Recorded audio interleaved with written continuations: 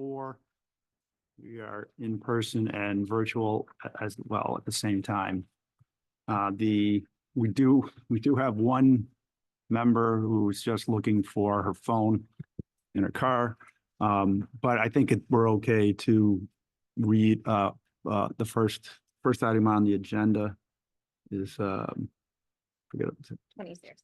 20 Sears, and that was the special permit? Yep. Okay. Can you want to read that, Laura? Sure. The Board of Appeals of the Town of Southborough will hold a public hearing at the McAuliffe Hearing Room, 17 Common Street, Wednesday, November 13th at 7:00 p.m. with regard to the petitions of Sandra Delbridge, 20 Sears Road, Southborough, Mass. Petitioner is seeking a special permit to allow more than 3 garage bays. The property is located in the Residence A zoning district. Relief is requested under section 174-8.2B12. Okay. Do we have somebody here for the applicant? Ed Tucker, representing the owner. Okay. Yeah, if you could just make sure the microphone is close so we can hear you, okay? And I'm sorry, sir, could you My just? name is Ed Tucker, Okay, representing the owner. okay, I'm also the builder. We're currently permitted and under construction for a residential building mm-hmm, with a 2-car attached and a single car detached garage. okay, The approximate size currently of the detached garage is 32 by 32. So it's an oversized, yep, and we're requesting a waiver to add a 4th bay to that structure, to the detached garage, to the detached. garage. detached, right? Yes. Right, so So because there'd the be a house total- has a 2-car garage attached, 2-car attached, one 18-foot garage door. Mhm. And the proposed, as you'll see in our plans, would be a detached garage 32 by 32. Okay. With another 18-foot wide single door. okay, all right. And so I think we probably understand it reasonably well. I know that neighborhood, it doesn't appear there's abutters that are very close. What do you have to, do you have anything to present tonight or other than what has already been submitted? I have copies of what was submitted, Okay. if you'd like to see them. I'm not sure if you have Um, available to you. I, I have photographs of the property under construction, okay, and I have plans, what we permitted, the okay. single bay and the proposed 2-bay. And if I could ask, what was the driver behind going from the 2 with the 1 detached to decide to make the detached 2 cars instead of 1? For the reason, Yeah, the owner just wants more space. okay. And just to be clear, the entire property is under construction at this time? Correct. We're Okay. at the rough frame stage. Right, okay, okay. I mean, my impression is what was submitted, including the photographs and the plans, pretty much paints the picture. But I'll just check with our board members to see if they do have. Recently, I think within the last 7 to 10 years, there's been a multiple precedents of other properties that. Yeah, have yeah, gone through that. we've had others before us that we have approved. There was definitely one that was not approved. But I'm not going to compare circumstances here. I think with this more that we ask the questions that we want to ask here as a board. So why don't we go ahead? Do we have any questions? Doug, I'll start with you. No questions. Okay, Not mine. all right. Jamie? Nothing. Nothing, okay. Doris? I don't have, maybe just one question. I also saw in the application, we had support from one abutter and no objections from the neighbors. Right, Just confirming that. okay. Mike? Who's the current owner? Sandra Delbridge. Sandra Delbridge. Okay. Yep. Yeah, I have no other questions. Okay. on this. All right, and so at this point, I don't know if we have anybody that wants to speak from the public or another board or somebody who may be dialed in. Do we have anybody raising a hand on Zoom? No, okay. I mean, as you said, this would not be the first time we've approved more than 3. My impression, as I think I've made clear, is this is a pretty spacious property. You're not, Correct. kind of pushing this onto somebody's yard or something. So, yeah, I don't think we obviously don't have. much of an issue with Also, that. as well as being permitted through the building department, we have a Concom order of conditions with the existing 32 by 32. Okay, so So they, we're not adding to anything in terms of size. yeah, so they have no issue with it, No. right? Okay. All right. If there's no other questions and nobody who wants to speak, then we'll take a motion to close the public hearing. Motion to close the public hearing for 3 Sears Road, 20, 20 Sears Road. 20 Sears Road. seconded. All right, motion to close has been made and seconded. All in favor, say aye. Opposed, nay. Doug? Aye. Jamie? Aye. Doris? Aye. Mike? Aye. Williams, aye. Yep, Paul as well. And Paul, sorry. Jeez. Hi, Paul, hello. I'm sorry. I see everybody to the left. Yeah, I'm just looking at your screen from behind you. We can't hear you. No volume or, Nope, still can't hear you. Still no. I'm unmuted, but I say yes. As a thumbs up. Thumbs up. Paul, did you, He thumbed up. before I vote aye, did you have any questions? Nope, Okay, all right. And do you also vote to close the public hearing? Yep. Okay, take that as a yes. All right. Yeah, it's quasi procedural. Worst case, you could leave a message, or you could leave a message on the chat, the comment section. Correct. Just as a vote. Yeah. Might be a good idea. Yeah. Okay, Can't do that? Has to be roll call if somebody,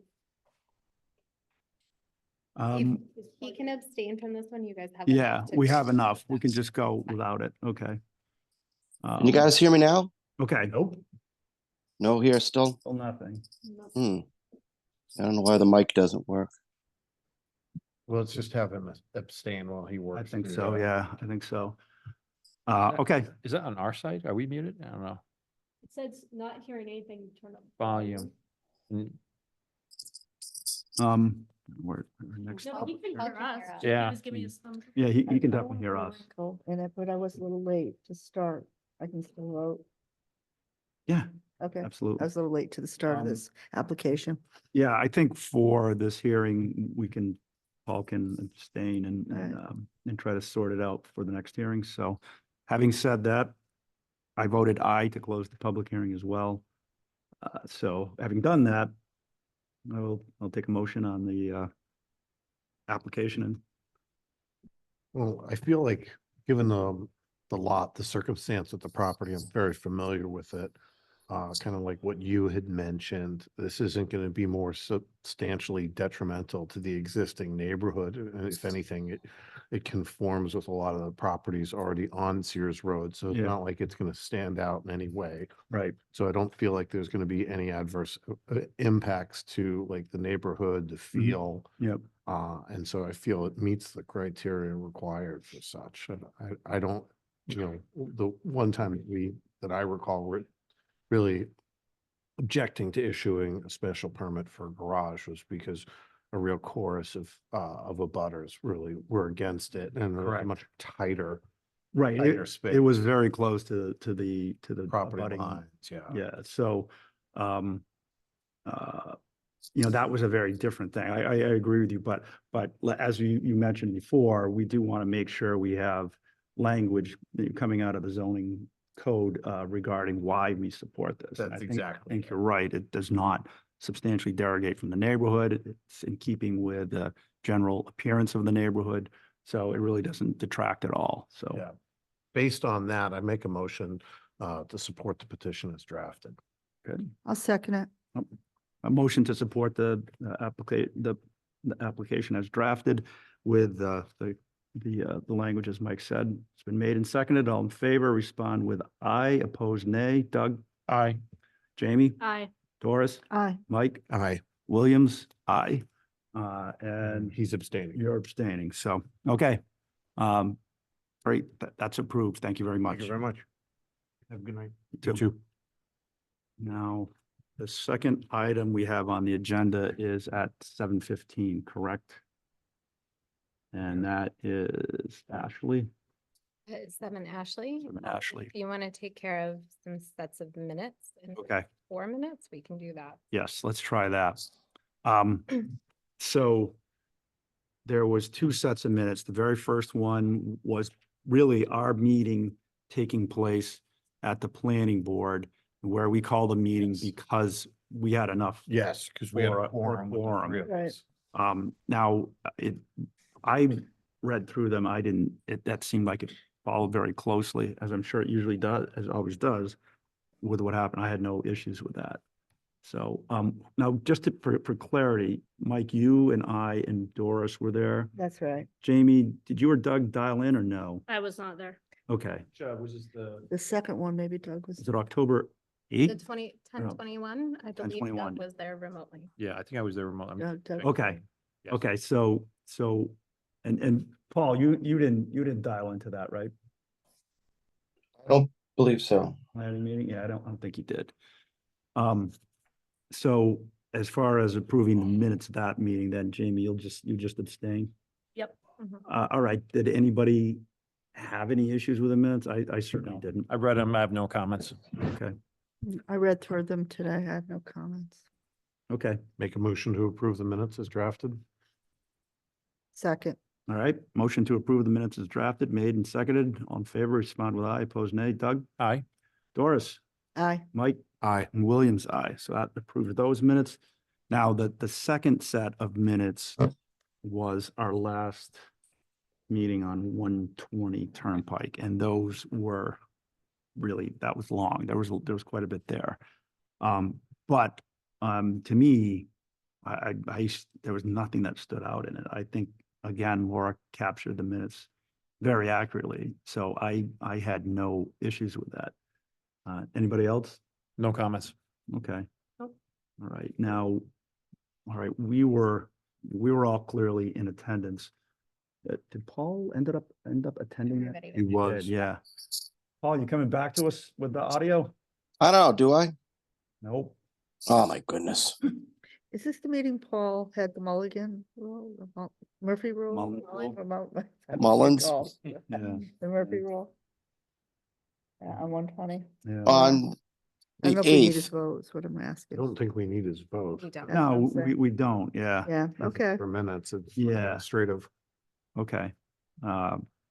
Make a motion to approve the minutes as drafted. Second. All right, motion has been made and seconded to approve the minutes as drafted. All in favor, respond with aye, opposed nay. Doug? Aye. Jamie? Aye. Doris? Aye. Mike? Aye. And Williams, aye. Okay, that takes care of the minutes. It is now Less than- 7:14, well, 1 minute left. Let me see if we can get. Can you work it out, Paul? I've tried both devices here, phone and iPad, and doesn't seem to be, That's Doing- weird. Maybe he needs to take off those headsets. No, I don't, are you using your computer or are you using your The phone? Headsets doing it. I've, Take off the, unplug it. this isn't working either, is it? No. experiencing technical difficulties. Yeah, I've tried my iPad and my phone here. Those things, sometimes if you switch formats, like if he was on his, Dan, are you able to hear him or no? Hmm. Mhm. hmm, Try dialing back in or no? Yeah, I've, I'm thinking about it. we want to send him a new link. There is one. That's the weird thing is he's connected. It's just not. I don't know. I can't. All right, And technology is wonderful until it isn't. until it isn't. All right, Mike, it is phone, I cracked it. 7:15, so the next, sorry. That was what old, the- but I just- I don't want to have crap. So the next That'll- hearing we have is for 7 Ashley. Laura, if you could read the public notice. The Board of Appeals of the Town of Southborough will hold a public hearing at the McAuliffe Hearing Room, 17 Common Street, Wednesday, November 13th at 7:15 PM with regard to the petitions of Mark Varela's, 7 Ashley Road, Southborough, Mass. The petitioner is seeking a special permit and variance to allow an accessory apartment that encroaches on the side setback. The property is located in the Residence A zoning district.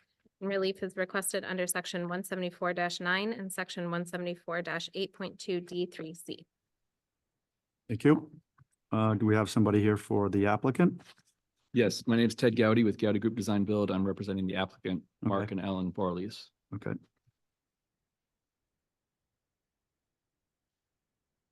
I know at the planning board, they had the PDFs electronically. Do we have the same here or? Yeah. Okay. Would you like the plans? I think the best thing to do would be start with the photographs and kind of walk you through the property, because I think that helps understand why we put Sure. the addition where we did. And then we can go to the site plan, and then we can go to the plans. You got it. Right, so the first photo here starts at the bottom of the hill. It's a shared driveway between 7 Ashley and 9 Ashley. You know, the next slide. And then, you know, you go up the hill a little bit, maybe 150, 200 feet, and it splits. And so the property in question, 7 Ashley, is on the right-hand side. Keep going. And this is from the front lawn. The addition will be above the garage and to the left of the garage. Keep going. And here's a better view of the garage. So basically with that arbor structure there, the addition / accessory unit is going to be over that garage space. We're adding one more car garage, which is before the use of the accessory dwelling unit, which will be roughly where that arbor unit is there. Go to the next one, another front yard view, kind of getting the sense of the architecture of the space. And the side yard that will have a new addition on it. Backyard. Getting to the left-hand side of the house. If you notice that, I think there was one more photo, maybe. Yes, no? Yeah. Anyway, the side of this house is very close to the property line and is very exposed to the neighbor's property. But if we want to go to the property, to the site plan. So once we get into the architecture itself, but just so you, again, orient yourself, we're going to add another car garage onto the left-hand side of the house and expanding that. Currently, there's a bonus room above the 2-car garage, and that bonus room will be converted into livings, will be reconfigured as part of the accessory dwelling unit.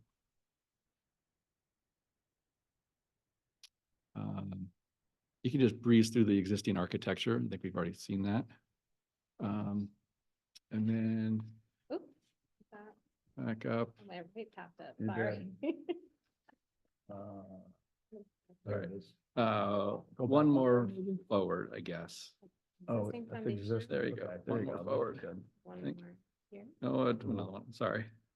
Oh, sorry. It's okay. Oh, God. Oops. So not the elevations, floor plan. Yeah, I was gonna go to the floor plan. Okay. So, the idea is we're gonna add this 1-car garage. There'll be a path around the left-hand side to the primary entrance into the accessory dwelling unit, which is above all the garage space, which will be in the back. And so that staircase will be their primary entrance into the dwelling unit.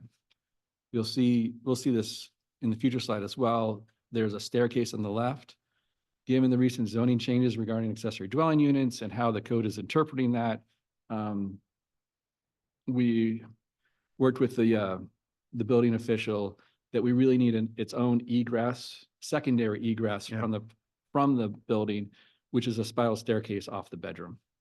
And that we're not using any ingress into the existing house as a secondary means of egress from the residence or the apartment.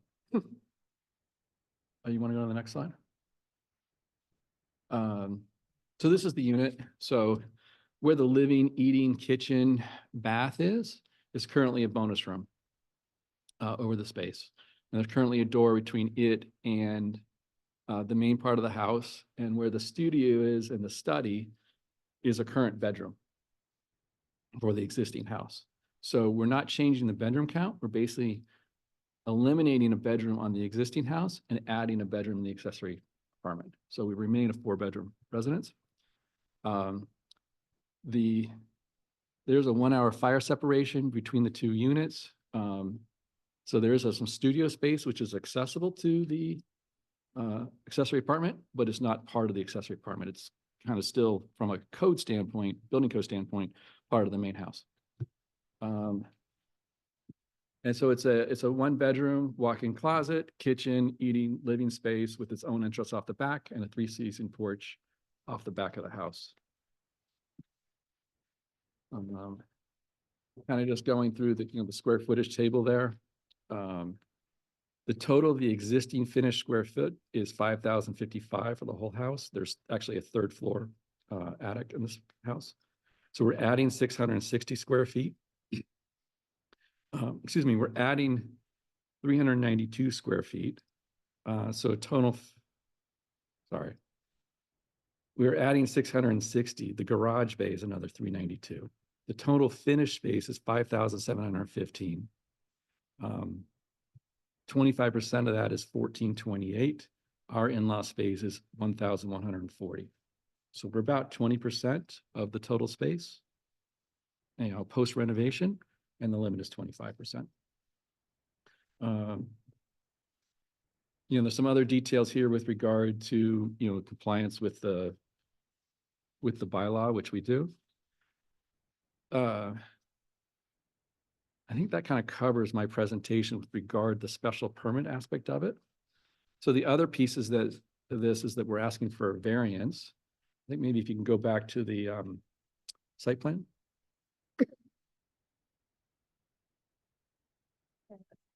There we go. Yeah. So because we're adding on the left-hand side of the house, that's clearly the best place to put this addition. We're into the side yard setback. We're now at 13.7 feet for the building and 8.7 feet for the spiral staircase that we're adding. My client has spoken with Mr. Worcester from the abutters, and there is a letter in the file with Mr. Worcester's support for the project. So from that standpoint, I think we're in good terms. And if you remember back from the photos, the 2 properties sit apart. My client's property sits up a little bit above. There's trees in between. I don't think there's going to be any impact anyway, but we do have their support. They don't really align, right? They're really. There's no alignment. Yeah. There's no, if Mr. Worcester sold his house and somebody else came in, there's no real impact on this side of the house. So,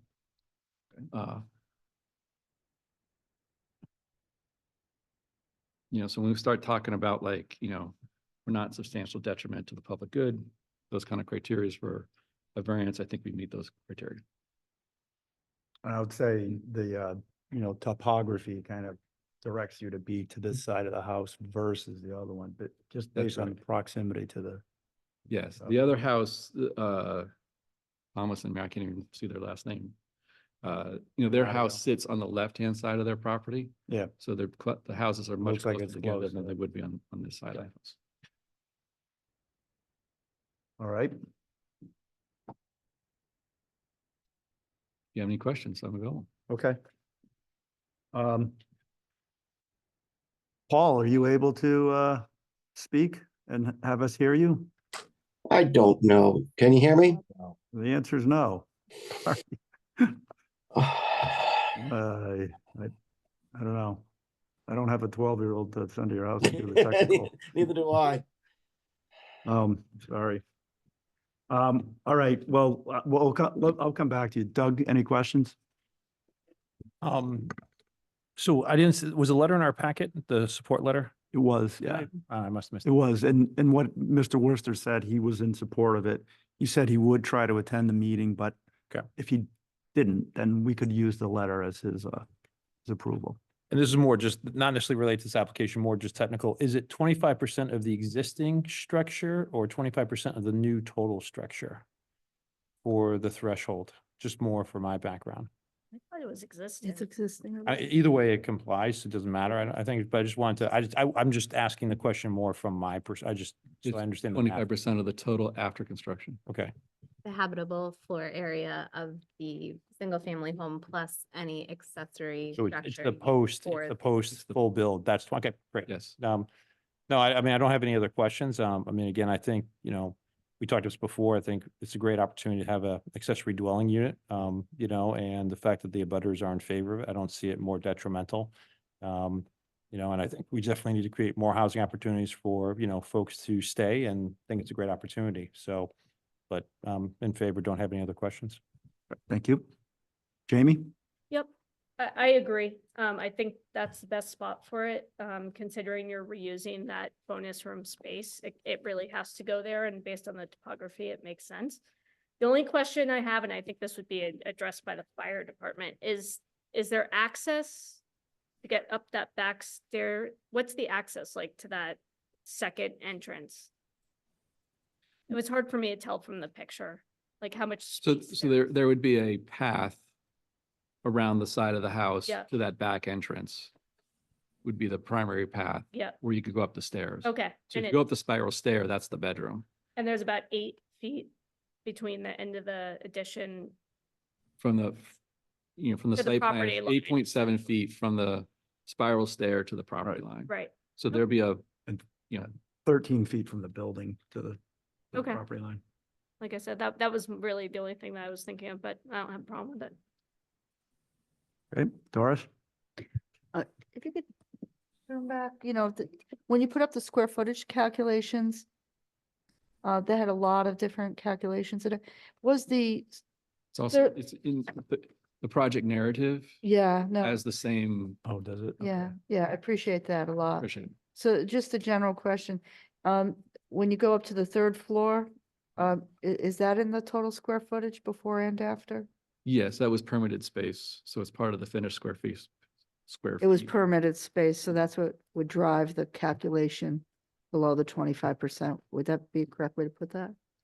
I think so. Yeah, Yeah. I think so. I think, yeah. Yeah, I mean, it's acceptable. permitted But habitable. it's space, it's so permanent Part of habit. the finished. It is square part of the footage space, house, okay. Correct. I'm generally, other than it's very tight on the line on the left side, I kind of see it as a hardship to put it, down below the grading. You're not gonna be able to locate it there, and then you're not gonna be able to get a car up easily. There's no egress outside the garage to the back. They're gonna have a pathway. The garage, on the extra garage, which isn't The- habitable space. There's no, There's no egress Currently out the- the back of that garage. I thought you- you, well, showed you have a there's door from the door- garage. Go down Yeah, I the thought I back read that. stairs, To you the would either, stairs. as you're walking down the stairs, you either turn right and go out a door to the outside, Yeah, or you turn left and you go into the garage. I think obviously 90% of the time, you're gonna turn left, go into the garage, get in your car, open the garage door and back out. okay. So you do have egress from the garage. Yes, that's how I Yeah. would say there's ample egress in it.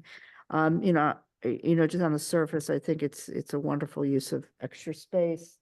There's a good narrative about the use of the space with the parents gonna initially go up into the accessory apartment, and then the view of the state with the change in the regulation coming up this winter. So in general, I'm in favor of it, just to question the calculation. Okay. Mike?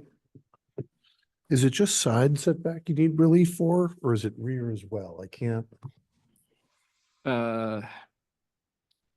That would probably be a technical question for the building official. I would consider still that we're in the side setback. You could make an argument it's the rear setback.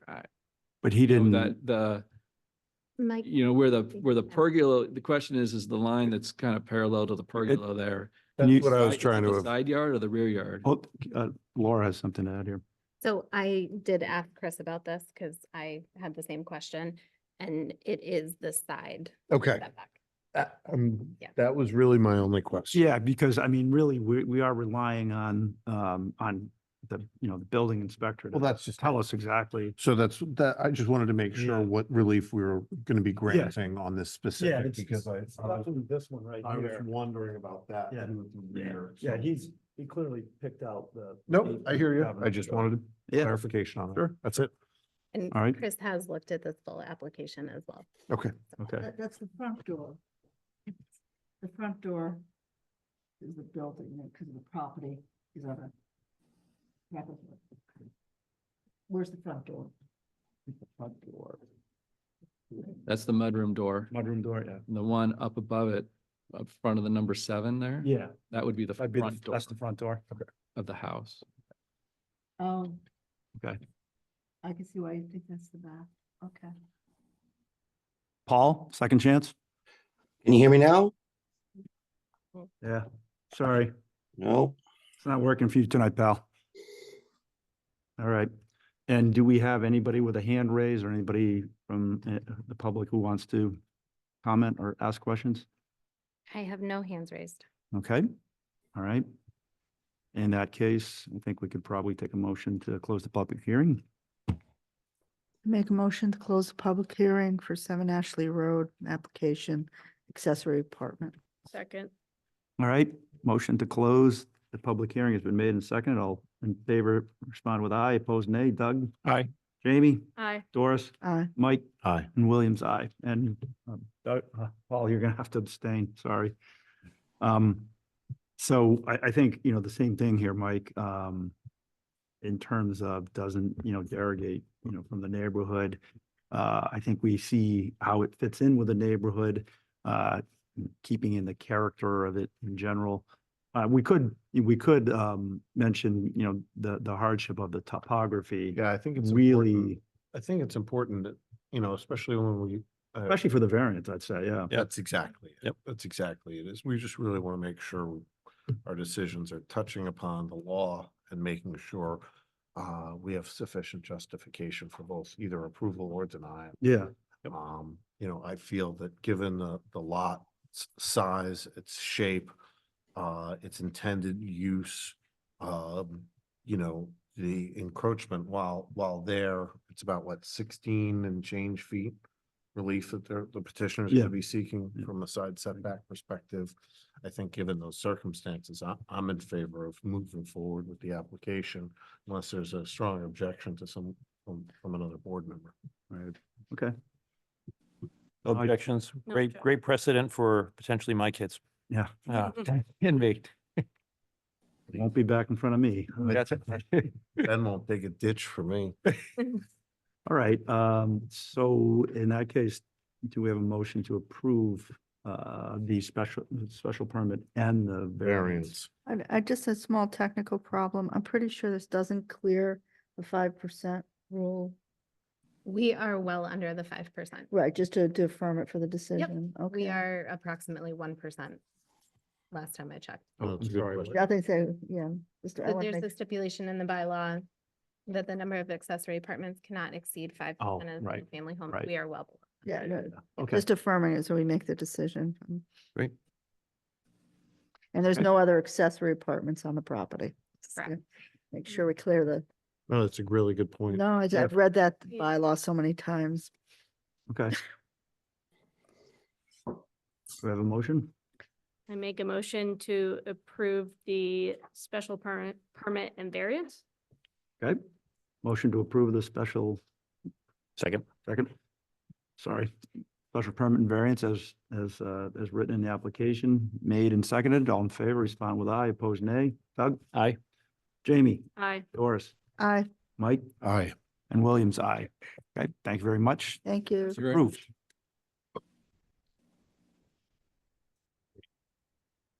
And we What are, else we got up? What else is it?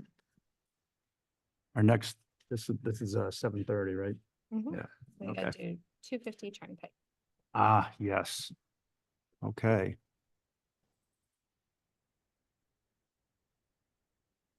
Come on up, George. How are you?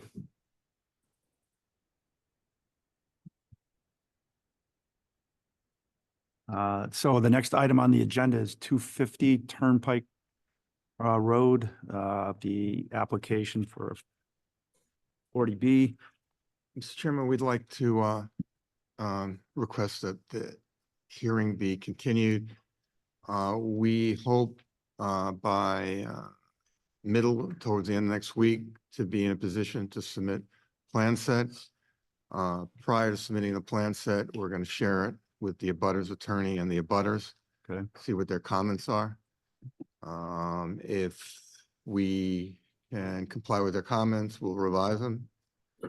If we can't, we'll discuss it with them.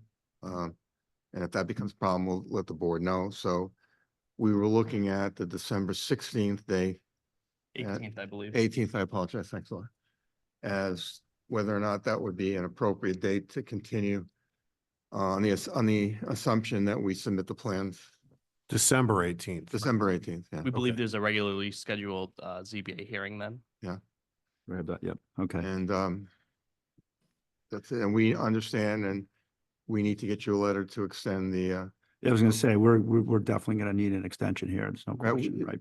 Larry, what's the deadline right now? The deadline right now is January 31st, 2025. What do you want to do?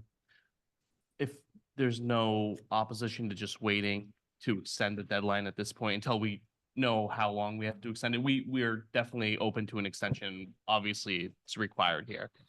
It's probably better taken up at the next hearing when we have a better idea as to how long of an extension we need. Okay. I mean, I don't know that I object to that. Jay, you don't see any problem with that, but I mean, it's you said January 31? Yeah.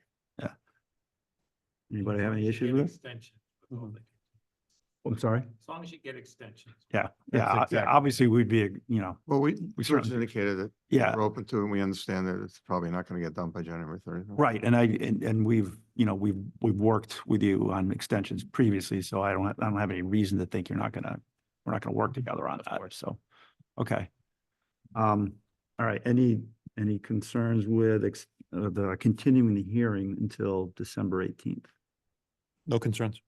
I don't have a concern with continuing it. I have a question about what Laura had brought up separately, is that can we, if there are gonna be any plans that we need to see before the next hearing, can they be due by a certain amount of days before that time?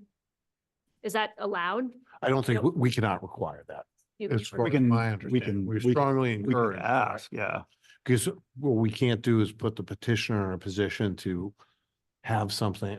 I hear what you're saying, but I saw that email as well. Unless Jay says something differently, we can't compel the petitioners to say it has to be, you know, we have to have these documents, or else then we're pushing the meeting back. Yeah, I We mean, have that Jay, the ability. nature of that is just, you know, can we have our documentation in order sooner, but it's, You can require that they get information within a certain period of time.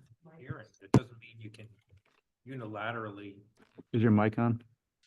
It doesn't mean you can unilaterally just continue, That's my point. you know, it's still gonna, but it might mean that you can't give a substantive review to it, but I. Yeah, think okay, it's okay, fair to yeah. request information a certain period of time before a hearing that they actually want to be heard at. I agree with Jay. I mean, we've indicated our intention by the end of next week to submit a plan set to you. Right. If that, yeah, and I would assume you're continuing the hearing based on that assumption. Correct. Okay, I understand the following week is Thanksgiving week, so, I mean, we're aware of all that kind of calendar stuff. Yeah. All right. Yeah. If it doesn't happen, Yeah. I think it's coming from not even that specific example, just in general, right? We keep getting things the day of the hearing. And it's hard from an administrative perspective for Laura, and it's hard for us, and it's hard for the public to know what's going on when that happens. I agree. So. Great, no problem. That- Okay. Do we have anything else scheduled, or is it too soon to say? So the only other thing is the variance modification application that the applicants have submitted for 120 Turnpike, which Mm. I was gonna bring up later, but. So- that So would be quick. we'll have at least something on the agenda that That's the evening. only thing, Yeah, other than yeah. that, the deadline. Yeah, I mean, you know, the other, where I was going with that is if, you know, you're not ready then and we scheduled something, that's the only thing on the agenda. I mean, it feels more like a waste of time, but we already have something that we need to hear that night, then I think that's less of an issue. Doris, no issues? No, I don't have any issue with the continuance. Like, no, okay. So well, no, in terms of, extending it, we're not gonna do that yet, but we're all good with continuing to the 18th. Yes, Okay. thank you.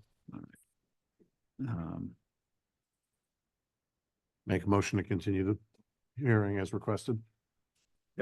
Second, All right. Motion to continue the hearing until December 18th. We're gonna say seven Seven. fifty. I want to say, will the other one be on the agenda first? We can do 7:15. Okay, I'm gonna say 7:15 As requested. as requested. All right, all in favor, respond with aye, opposed nay. Doug, Aye. Jamie, Aye, but can I add to make a request to get all documentation by December 10th? That's going to be reviewed at that hearing. duly noted. That, Understood. okay, Okay. I love it. Doris? Aye. Aye. Aye, all right, Williams, aye, okay, great. All right, that'll be continued to January 18th, December. sorry, December 18th 15. with documentation. I think it's just noted in the minutes here, 12:10. And you don't see a problem with that, right? Right, George? No, Yeah, okay. and sorry, like Lou had previously mentioned, we intend to get the documents to you by middle or end of next week. So there should be plenty of time before the next hearing. Thank you. Okay. We want the peer review to have ample time to review them too, so we don't want to be in that night before position or they Yeah. can do it. That doesn't help the hearing move forward. No. David, can I just, so everybody is on the same page with timeline, our peer reviewers have told us that they need 2 to 3 weeks from the receipt of all materials, especially the peer reviewer that we have selected for civil site and stormwater said they won't begin the review until they have everything. So if we get things piecemeal, they can't start the review. And they said Really? 2 to 3 weeks. 2 to 3 weeks for that. Just so we can all know what to expect. And everything means plans and waivers list. I would say for 250, everything, because Okay, you we'll guys touch are base. kind of starting from scratch on that one. Understood. Thank you. Thank you. I don't want to put a wrinkle in it. You're 5 weeks out and we have a week of Thanksgiving in there, so. Okay. Okay, I'm just gonna put a wrinkle in. So, the peer reviewers need 2 to 3 weeks. Then they get it, and then various boards have to have input. Is there enough time? I I mean, may, I'm gonna try to, of course, Mr. Chair, if we're approaching December 18th and we see that maybe peer review is nowhere near completed, we may ask for a continuation to sometime in January or a date where we think we'd have something substantive to talk about. right. And we could probably do that by, we have to be here for the 18th anyways for Right. the variance. Mhm. So if we're not ready to talk on the 18th pertaining to 250, then we'll just continue it again. Yeah, and I mean, there's nothing that says that there might not be something that had been identified at that point that we could talk about, even if you can't close it, right? I mean, Correct. so You know I what he's don't, I talking don't really see it as an issue, and we still, our date to close the public hearing is still January 31, so I think we'll be okay. I think so. Okay, thank you for that. All right, I think that's it for 250 then. We've continued the hearing to December 18th. So the next item we have on the agenda is 120 Turnpike Road, and there's actually, what is this, the 2 parts of it? Comprehensive permit and special permit Special, modification. yep. So, I mean, this is one, there's been, quite a bit of documentation that we've just gotten. I've got, the latest comments from Lucas. And we've got the Conservation Commission, and actually we got lighting plans and landscape plans today. Conservation has some comments on that. I don't know where we want to begin. I was going to suggest we could just look at what Lucas had and see what remains open. Yeah, that's fine with us. Okay, all right. Should we have the peer reviewer? Yes, please. Yep. Yep. Right ahead.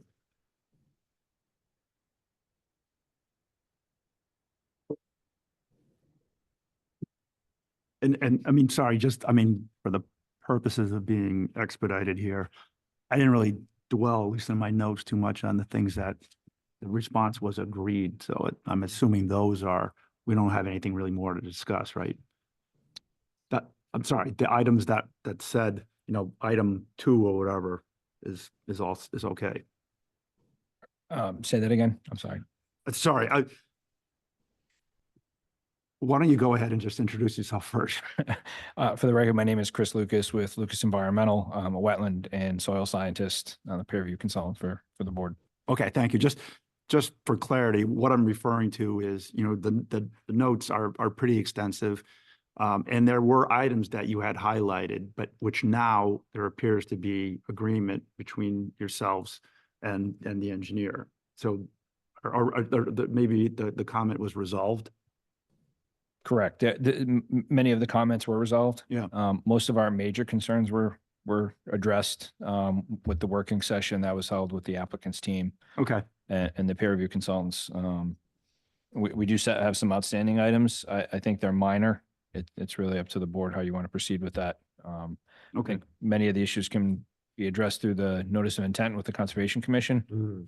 I just don't know if that's going to necessitate plan revisions that may or may not need to come back before your board. So right. it's really between you and the applicant if you want those items, housekeeping items, I guess I'd call them, cleaned up.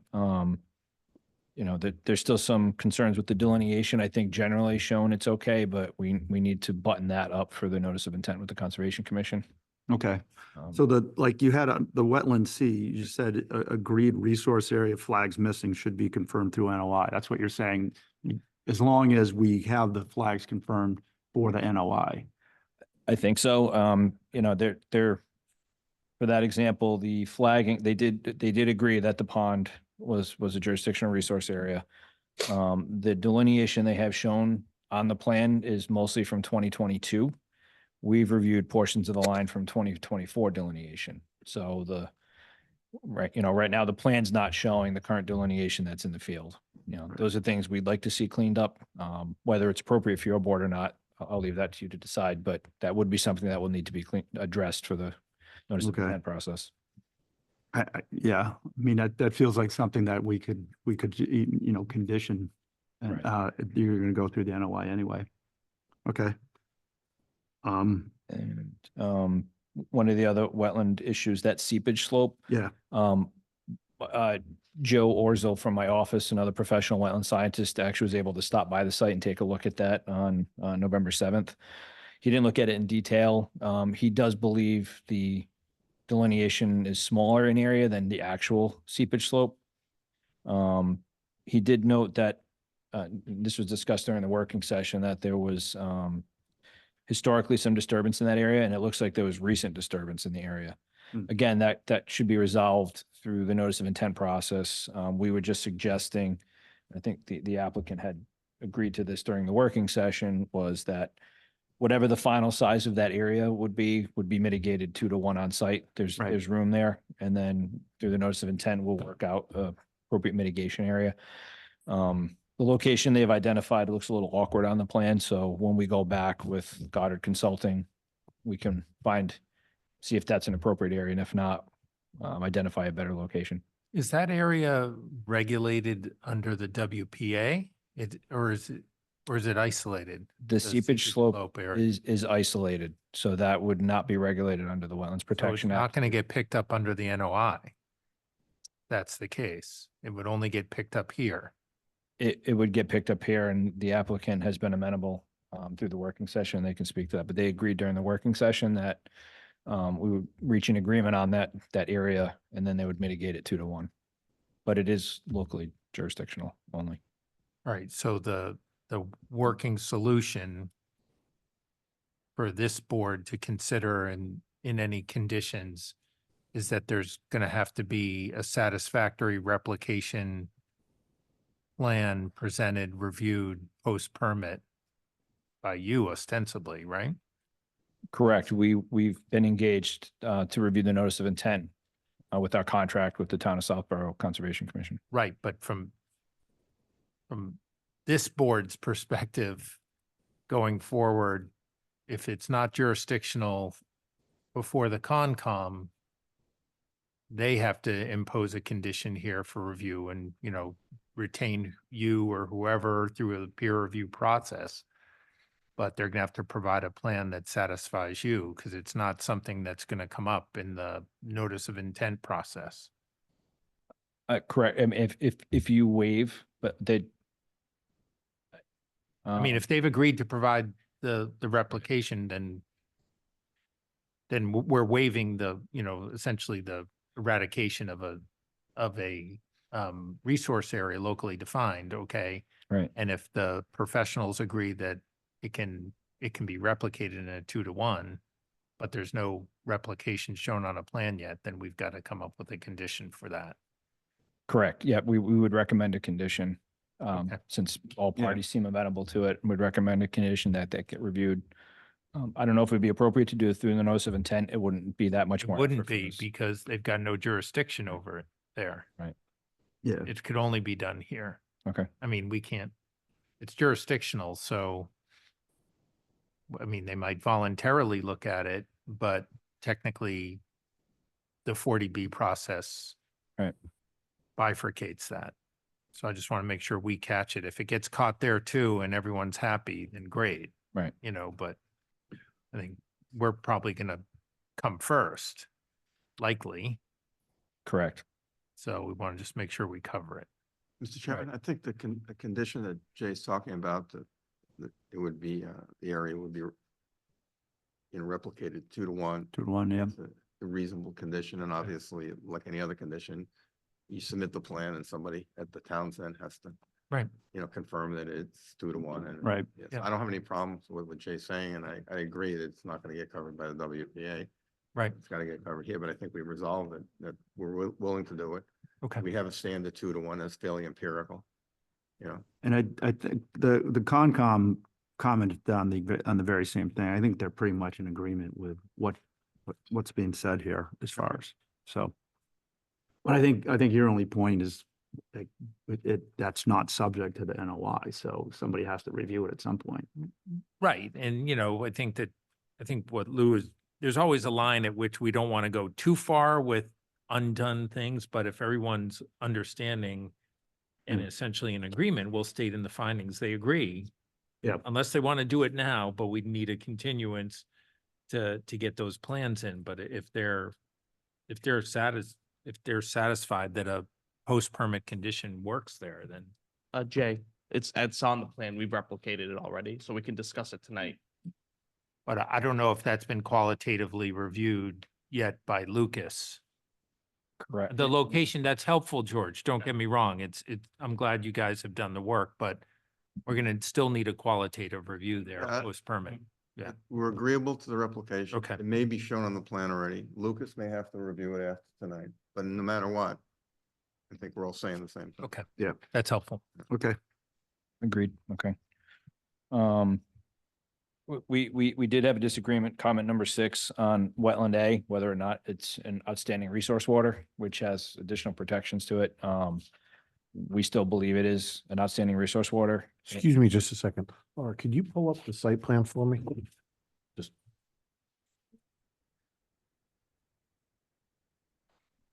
And while she's doing that, wetland A is the wetland upgrading at the top of the slope that connects to the catch basin that drains down. no worries. Thank you. I just remember being confused last. Yeah. Yeah, it's easy to get lost in where we're talking about. No acronyms tonight. Oh, thank you. Thank you. We appreciate that. No, none at all. WAP, NOI. It's firsthand for me, so. Oh, no, yeah. it's- No acronyms, none, none.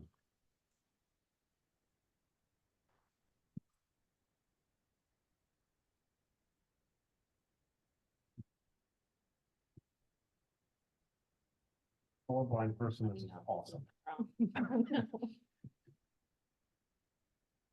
So the wetland, the wetland A. Wetland A is this wetland here. Okay. That's wetland A up on the slope here. And could you just, 100 sorry, go ahead. And then the green, this line here is the 100-foot buffer zone, and this is the local 20-foot buffer zone offset from that wetland. We still believe it's outstanding resource water, which has implications for the sand filter and the leaching system. So the applicant has relocated the sand filter. It was originally proposed here in the 100-foot buffer zone next to the leach field. It was proposed here, and they've relocated it outside the 100-foot buffer zone. So, you know, it does appear they're compliant now with the Title V and setting that. We did have some comments. It looks like they may have addressed it here. We had comments about where this connected to. I have not had time to review any of the materials that came in this week. You know, our letter was based on all the materials provided following the working session last week. But we had a comment about that. It does look like they've shown some connection, but I'm not sure where this goes from here and how it connects into here. So we had some questions, again, housekeeping items along those lines. They did. And so what kind of review do you still have to do there to be satisfied with impacts? I think they've addressed most of the major issues for impacts. Again, it's minor. And more things. that's all WPA stuff, or? I think so. I presume like the connection is going to come through the parking lot somewhere, which would not have any impact on the buffer. Okay. And the applicant speak to that, but this line connects down here, and I'm not sure where this goes from here. So quick question. I mean, again, because I think I have a similar question. So is this a WPA issue? Yes, or is it a town of Southport ordinance issue? Just so for clarity. Some of them could be both because there's some missing information on the plans. Again, I don't think it's major. So I guess it's really the board's comfort if you feel that there's enough here. I'm just trying to get some more information. Maybe the proponent can give some feedback too, but it also should be afforded such protections, but there's no detail as to your comment as to what those protections. I'm just trying to figure it out. I get the septic issue seems to be resolved, but this obviously still I mean, everything here probably likely conveys to the, you know, further downstream, but I'm just trying to understand. I don't think I have the clarity from your side as to where we are specifically. So I'm trying to figure that out right now. So, and then if it is, what do you mean by additional protections? Like, is that going to change the site plan, or is that a different type of catch basin or best practices? I'm just trying to figure out what the implications are if it is or it isn't. And that's sort of the question I've had. I think they've addressed a lot of the major stuff. Usually this is, if we were before a Conservation Commission, from the wetlands perspective, whether it's the Wetland Protection Act or a local bylaw, we like to see these things cleaned up. So you have a nice clean plan set. That way you have certainty that there's no further revisions coming. I know there's timelines and deadlines with this board trying to work this and either condition it or set it. These things will have to be addressed. I don't know the urgency from the applicant side to address them, but as far as this thing, I don't believe there'd be any significant impact in here. You know, this buffer zone is down gradient of the wetland. So, you know, anything done in here, it's not going uphill. So, you know, and they've got protections in the parking lot and with erosion controls and things. So I don't foresee it being a major issue, but I don't have all the information to definitively say it's not a problem. But looking at it, generally speaking, I think it's okay. And this is where, you know, we like to see the housekeeping items cleaned up. But, you know, I think a lot of these things could be conditioned, you know, and if they have to come back, that's on the applicant's burden. If they have to come back, if something changes because of a detail such as that. They did provide the buffer zone table as we've requested. I think that's appropriate. We did have questions about how the leaching field and the sand filter and the grading might affect the hydrology to wetland A. During the working session, Mike Scott and LDC seem to be of the opinion that it probably won't adversely affect it. They'll need some further documentation, which they felt could be addressed through the notice of intent process.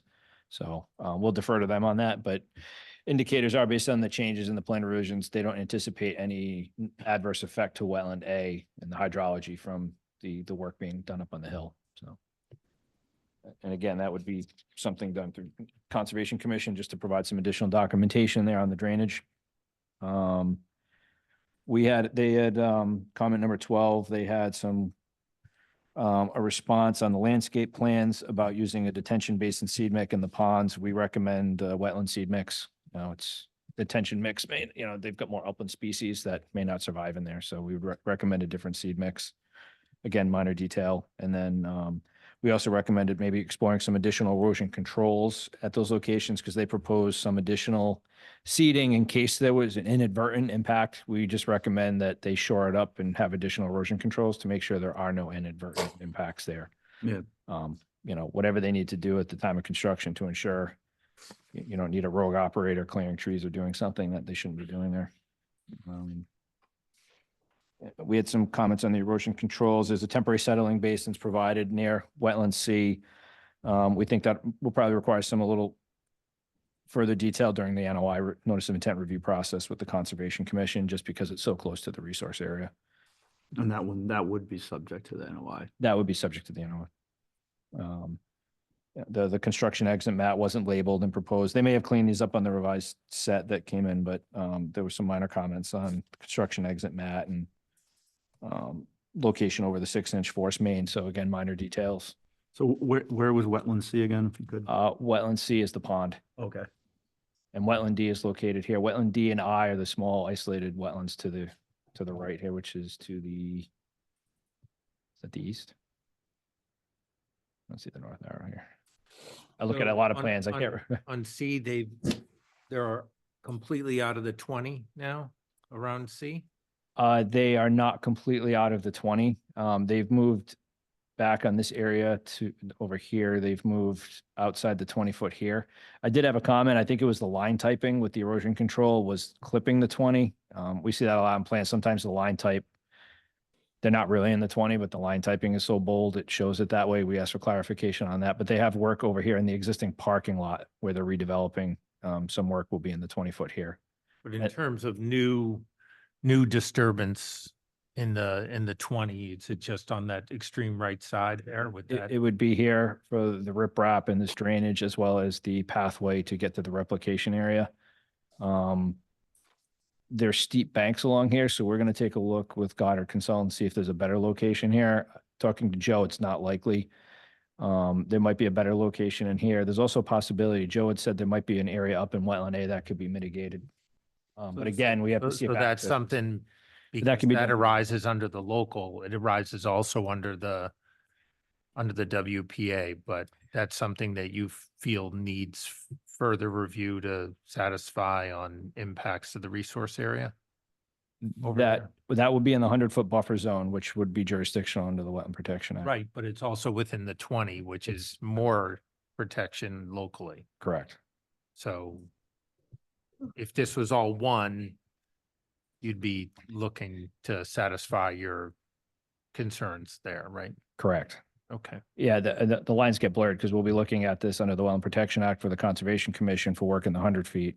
And then we'd be looking at it for this board if you were to condition Right. the mitigation area to be the 2 to It's 1. more or- stringent protection Correct. here under that. Okay. Correct. So should be a condition just to at least get that reviewed and adjusted for any lingering wetland impacts over there on that previously undisturbed area around wetland C? Correct. My recommendation would be to have a condition that the seepage slope, which is located here. Oh, my battery dying. Been using this too much. This is the seepage slope here. We think it's a little bigger. My recommendation would be a condition that whatever the agreed upon size is mitigated 2 to 1 somewhere along pond C or wetland A. And then the impact table can be updated. And as long as there's a condition that can be done and that can be reviewed, I think fairly simply. There's room there to do it. Just a matter of exactly where in the best location to minimize impacts. This may not be the best location. But again, time is a constraint. We need to get out, meet with Goddard and resolve that. Okay. So if everybody continues it, we could do it, but I know that's a concern. We will get there. But I think it can be conditioned if the board's amenable to it. Okay.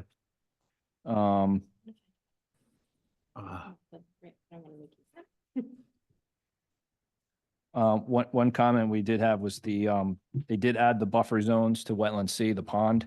They didn't add it to all the sheets. We typically Didn't add it to. they didn't add it to all the plan sheets. Okay. The existing Didn't hear condition you. plan. Yeah. I believe Nope. Conservation commented on that today as well. I skimmed through their letter. But I would recommend that's shown on all, whatever the final plan set is, should be shown on all the sheets. Yeah, they did note that, the Concom did. And then we had one comment, they had requested a waiver to use non-native and cultivar species. We highly recommend against that. It's not common practice in the state, there's a lot of protocols to prevent the, non-natives or cultivars from spreading. We recommend the use of native species only. The applicant, I believe, indicated during the working session that they were amenable to that. I know landscape plans came in. I haven't reviewed them to see if they made that change. Right. I would just confirm tonight that they did make that change, and if not, I would recommend against the use of non-native. Yeah, I thought that was one of the items that seemed like that's fairly significant, and I'm sure there's gonna be other people here who want to see that as Right. well. I don't know. I read that. It was on my, when I read the waivers. I'm not in favor Correct. of remove, yeah, absolutely. It was on my list. It's on my list. Yeah. We have Yeah. to have native plants. But we could condition that, I'm assuming. Okay, Yeah. yeah. You- no. right. Or just not approve that waiver. Yeah. right? Mhm. And then just more out of curiosity, does the WPA require native species only, or does the Wetlands Protection Act silent on that, just for clarity? I know it's in our bylaw, but I'm just curious. I know it's specifically referenced when we're doing wetland replication. There's a target to not have invasive species in a replication area. It is common with the Conservation Commission in this town. I can't speak for the commission, but in my experience working here for the last 14 years as a peer review consultant. I get that I was more of a question, does the WA require native species or not, just for clarity for. Wetland replication, yes. Yeah, okay. Thank you. But I would recommend against, and this is a fairly simple thing. There's thousands of species you can use. This would be an easy resolution to use. But it's a good idea across the board, regardless of whether or not there's specificity as to certain areas, right? Correct. I would recommend against it anywhere on site because they spread. They could eventually get into a wetland, create an adverse effect. Okay. So. And then we had a comment about the waiver list not being revised. I did receive an updated waiver list, and that does appear appropriate. It was specific to the local bylaw. It was the waiver 174-13B 10C. I'm sorry, no, that's the native. It's a lot of materials here. It's the wetland on the local wetlands bylaw. So I don't have the number in front of me. I believe they've appropriately updated that with the revision we received. So I did look at that before the hearing. And then the last two minor comments, they proposed an irrigation well in proximity to wetland C. It was pretty close to the wetland. We recommended outside the 100-foot buffer zone. The applicant was amenable to that. If the plans don't reflect that, I just recommend a condition or something that's relocated. And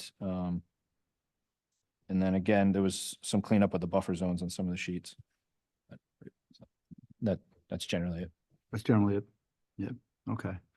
Yeah, we did, what was the date on this? I think it was yesterday that we got an updated waivers list.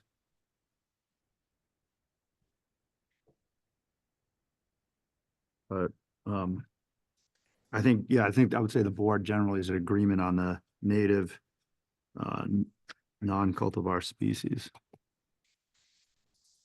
I had a question. I don't know if it's related to that or not. But there was also a waiver, I think it was like for an irrigation system.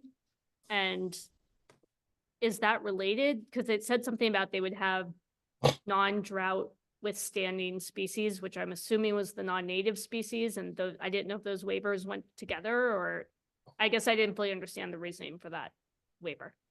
I'm not sure which waiver that, I only reviewed the waiver for chapter 170, the wetlands protection, 170-2 for the jurisdiction. That was the only applicable one for the review I conducted. Yeah, it may not be. So it may have been a different Yep. waiver. I thought I had both those highlighted, that it's the water supply irrigation system and the native species. I was curious about those. Okay.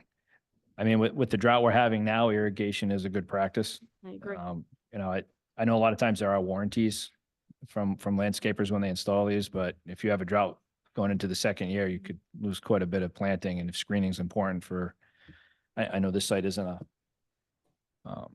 it's not like you have a lot of residences here where screening is as important, but irrigation is a good practice for keeping plantings. I had a question. there's an area on the plan next to conservation then that the soil's gonna be disturbed. Did that get resolved? I, Or I, the conservation had decided that there should be in a natural state and on the donated Is land. that, if you're talking more about the lot 4C? Yeah, Yeah, there's definitely a lot of comments on that saying. yeah, it but shouldn't that be doesn't disturbed. overlap with your work.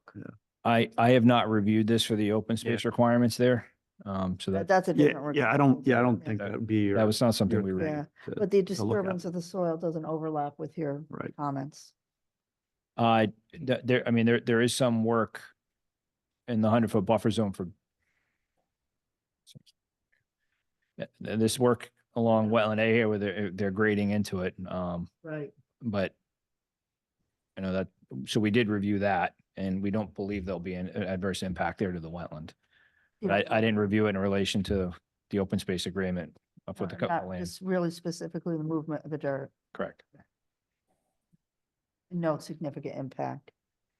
It doesn't appear so. Our only concern was the hydrology in that location, you know, with all the grading, could they affect the groundwater? LDC does not believe so, particularly with the relocation of the sand filter. The applicant has agreed through the notice of intent process to provide additional detail. So that can be addressed through the notice of intent. Okay.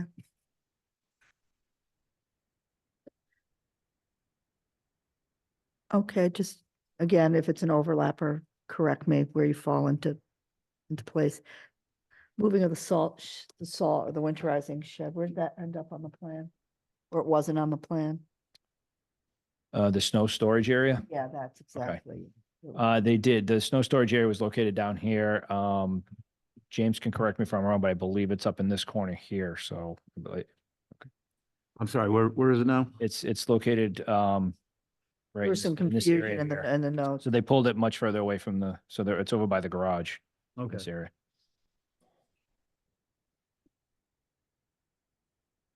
Which we believe is appropriate. Right, okay. But it's not on the plan. They do have it labeled on one of the sheets or a couple of the sheets. I'm not sure if Okay. it's on this one. So you feel cleanup. I did see a label for an area. They don't have like a boundary shown, but they have snow storage labeled in that vicinity.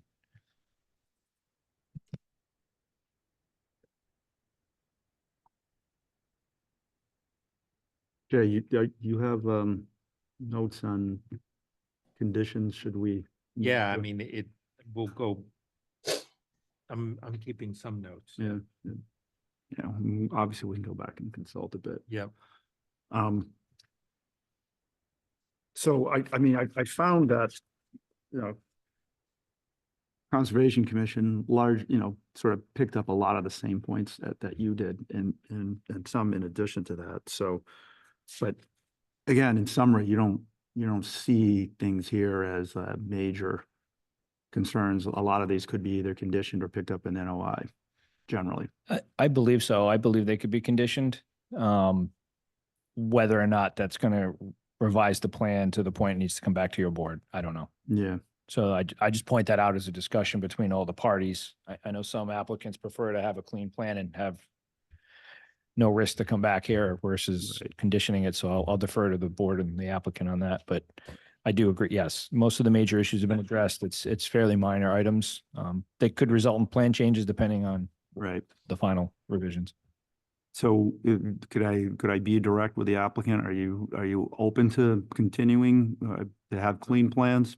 We're willing to, have conditions.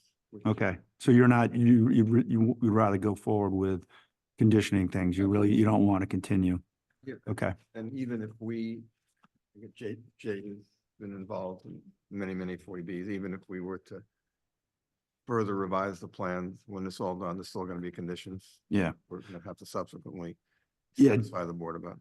yeah, I mean, just to be clear, I mean, I think this is okay. I think conservation is generally kind of okay, but there's definitely other concerns. This is not the extent of the things that were raised. I think a lot of it really is about the donated area and the drainage swales and maintenance, who's responsible for maintenance and things like that.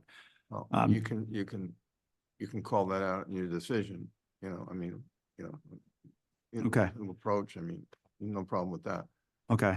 Well, I expect we're probably going to hear from either other boards or other people tonight to just lend support to that, the things that were raised. I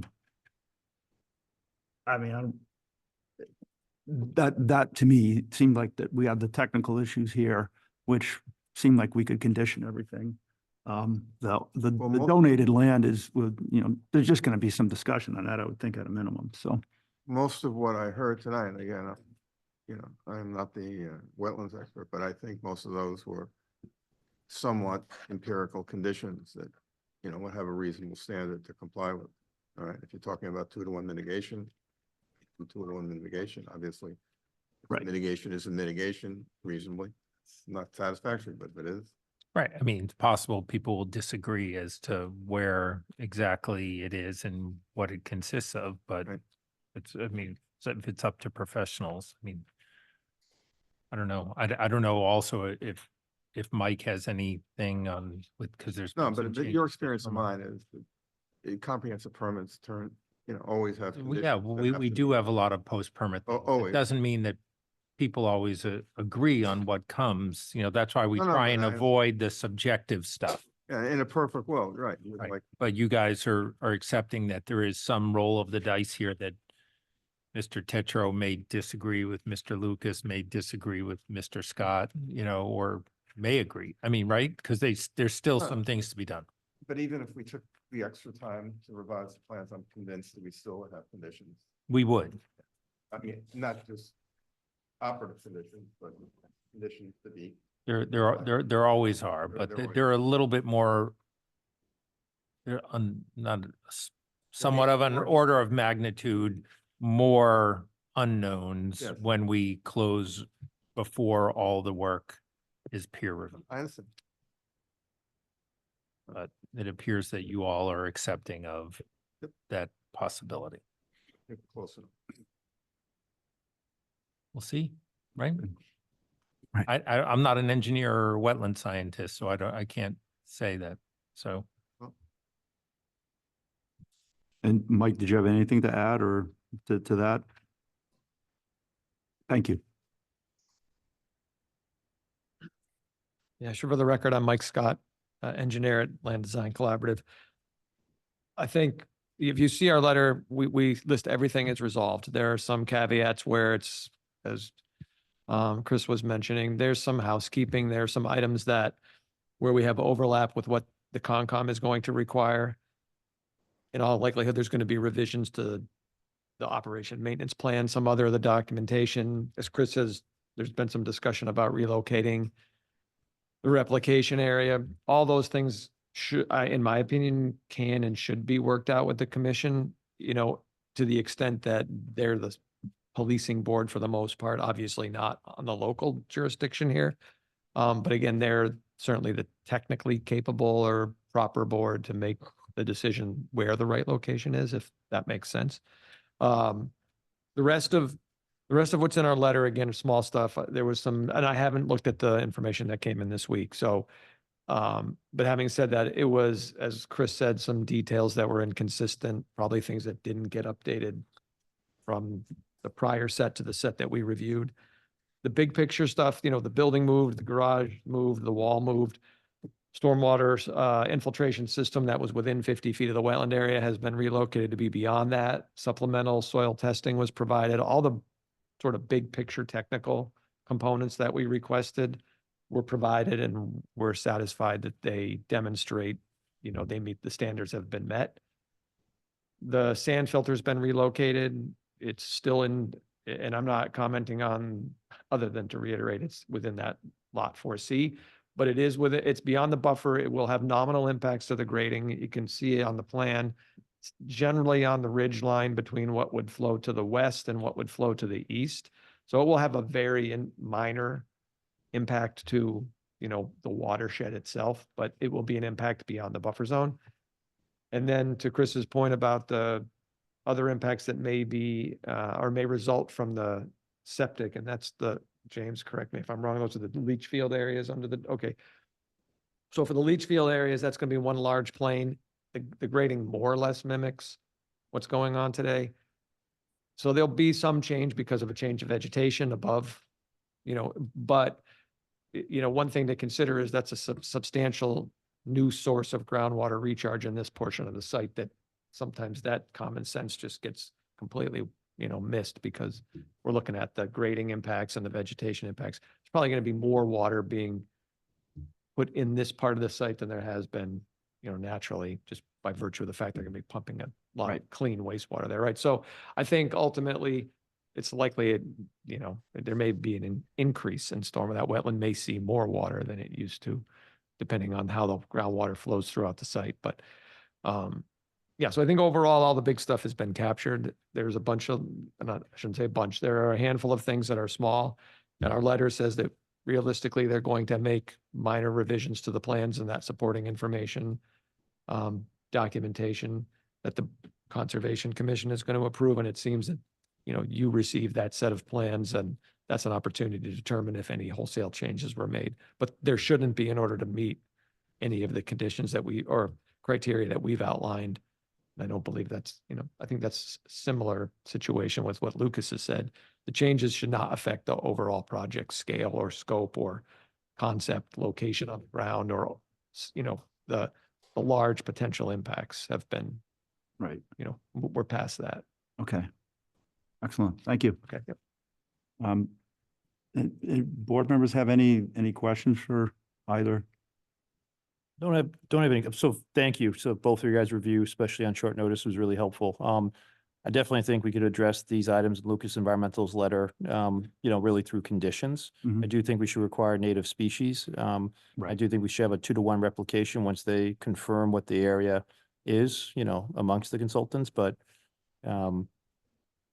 it seems like a lot of progress has been made, so. Yeah, I At would least for agree. those letters specifically, not getting into other letters that we received, but at least those. Anybody else? Jamie? I agree with that. Again, this may be for a separate time, I'm not sure, but I also think there should be an irrigation system, and it's not clear to me why they even asked for the waiver. So unless someone can explain why they need it, I think I wouldn't want to accept that. And also the native species. Right, okay. Doris? I'm set, and again, thank you for reviewing all that material. I'm set in that aspect. I have other open questions, but Okay. I feel very much up to speed from 2 professional firms that are saying we can condition this, in our legal counsel saying we can condition some of these open items. But I have other open items. Okay, yeah, I don't know, I was just hoping to address what Lucas had and the conservation, and I know, like, within conservation, they had comments on the open land. So I don't know how everybody's doing, if we were okay, you need a recess, Yeah, but, maybe recess. So yeah, I'm waiting to hear the feedback on open land, and I have some comments on some other waivers. I just didn't Yeah. believe it was Okay. time to discuss it. Mike, anything? No. So I don't know that I want line by line on the Conservation Commission, but as I alluded to, a lot of what they said, I mean, to me, I feel like aligned with the things that you were talking about.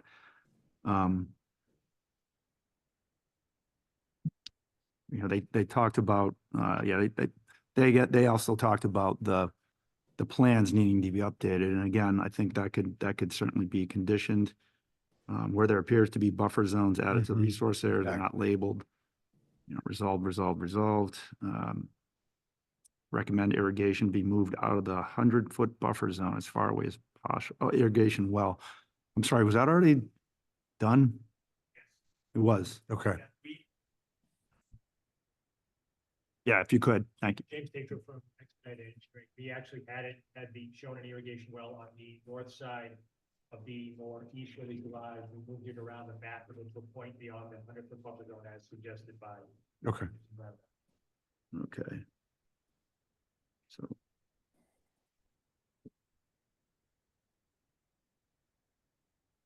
Yeah, and I think the next thing that stood out to me, plans should be updated with correct buffer zones. Again, that's a condition I would expect they could meet. Should be able to. Yeah. Now, they did have a comment in there, and I'm not really, not sure if they're asking us to do that, may request or condition that erosion controls be checked daily during construction. I don't have any idea where that would have come from.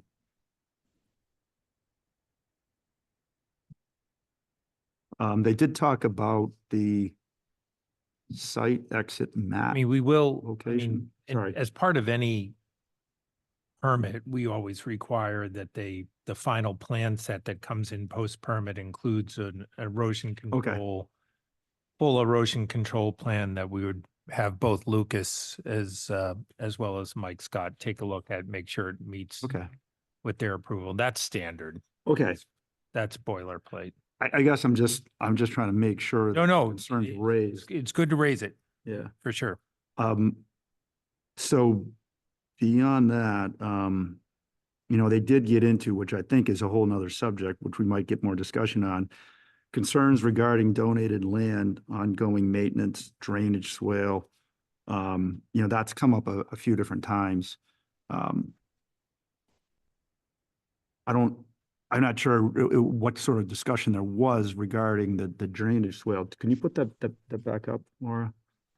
And I mean, to me, I suppose my thought is, I believe I know what they're talking about. I mean, is this here? The question is, what could possibly be done with that? I mean, I understand it's not ideal that you have, but what exists today and what's being proposed to be added, if you could? Mr. Chairman, the reason we show those stone swales there is that the necessary grading for the septic system leaching area involves filling, involves raising that grade. And when you've got the grade over that septic system leaching area at approximately 310, and if you go down due west of it, you're going down maybe 10 or 12 feet, or perhaps it's more than that, you're inevitably gonna create sort of a crease in the landscape, because you've got fill beside this, you've got your septic system leaching area, that plateau atop that. Then you grade down from that, and then you've got the natural landscape dropping down. You're inevitably gonna create a crease. And we were simply proposing the stone swale because rather than allow that crease to eventually, over time, erode, we'd have it stone surface covered and thereby minimize the potential for that erosion, because that's where water would collect. It's not a new feature or dealing with something specific to the proposed work. It's simply an acknowledgement that the runoff coming down the hill from the town property behind is, some of it is going to eventually follow that crease of the landscape. And this way, we're just trying to minimize erosion. That's all that is. So it's strictly to address erosion. Yeah, but the potential for future erosion as a result of the revised grading causing water to collect along that, again, that sort of crease. And do you see that there's a need for post-construction operation and maintenance in the drainage swale, or is that's? It'd be likely be very little, but it's not a specious concern, but it would likely be very little. Okay. Right. I mean, the intent of it is not for it to be something to be maintained on an ongoing basis. It should be. Correct. Okay. Is there concern, I mean, is there concern that it'd be a condition that we're obligated to the extent that it needs to be maintained to maintain it? I mean, I'm bringing up that this is something that was raised by. What I'm saying is, Yeah. I, from the applicant standpoint, I'm not, and what James said, to the extent what it needs to be maintained, it may not be extensive, but that the applicant will. There's going to be an O&M plan required. That O&M plan's going to get reviewed. Yeah, okay. Ongoing, Right. both Okay. like kind of. You feel like that's something that needs to be conditioned or? Yeah. Yeah. Yeah, okay. but I don't have a problem with that. And that's pretty standard. It's Standard. pretty technical. There's going to be schedules approved. Right. What it consists of, all that. That's I know. pretty straightforward. And that's all elements of Right. Not, both the kind of like the more natural swale-like stuff as well as the technical Okay. hardware. He doesn't want to use dirty word boilerplate, but. But technically, I would think, Thank you, Jim. again, again, this is part, and we're sure gonna hear comments from, residents, but if it's on town land, we'll need also an easement in theory for you guys to maintain it because it won't be Right. on your land, at least the swale. Right. Right. Well, And I think the sidewalk is not on town land up to the open space. I think it's outside because that's the green line, right? That's the conveyance line is the green. line, Correct. Right? Yep. So, but Well, we would convey it and reserve the easement to maintain it. When we yeah, convey it. but one of the options is if it's on town land, we want to make sure with their condition that they're responsible for it. And somehow we got to grant an easement too, for them to maintain Yeah. it. Well, It That's would, a question. it would reserve it, but It could- reserve but it. we would have to agree to the terms of that reservation as well as all the responsibilities, liabilities, that Okay. kind of stuff. That we would generally review all easements for compliance with the plans and, if ultimately, obviously, that's still a discussion that we have to have as to what would be allowable in that 6.2 acres and what wouldn't be, but. Yep. Okay. I- Go ahead. Oh, I have a question. One of the waivers requested, and these are all from my notes, so I don't know what waiver was. It just says 170-2.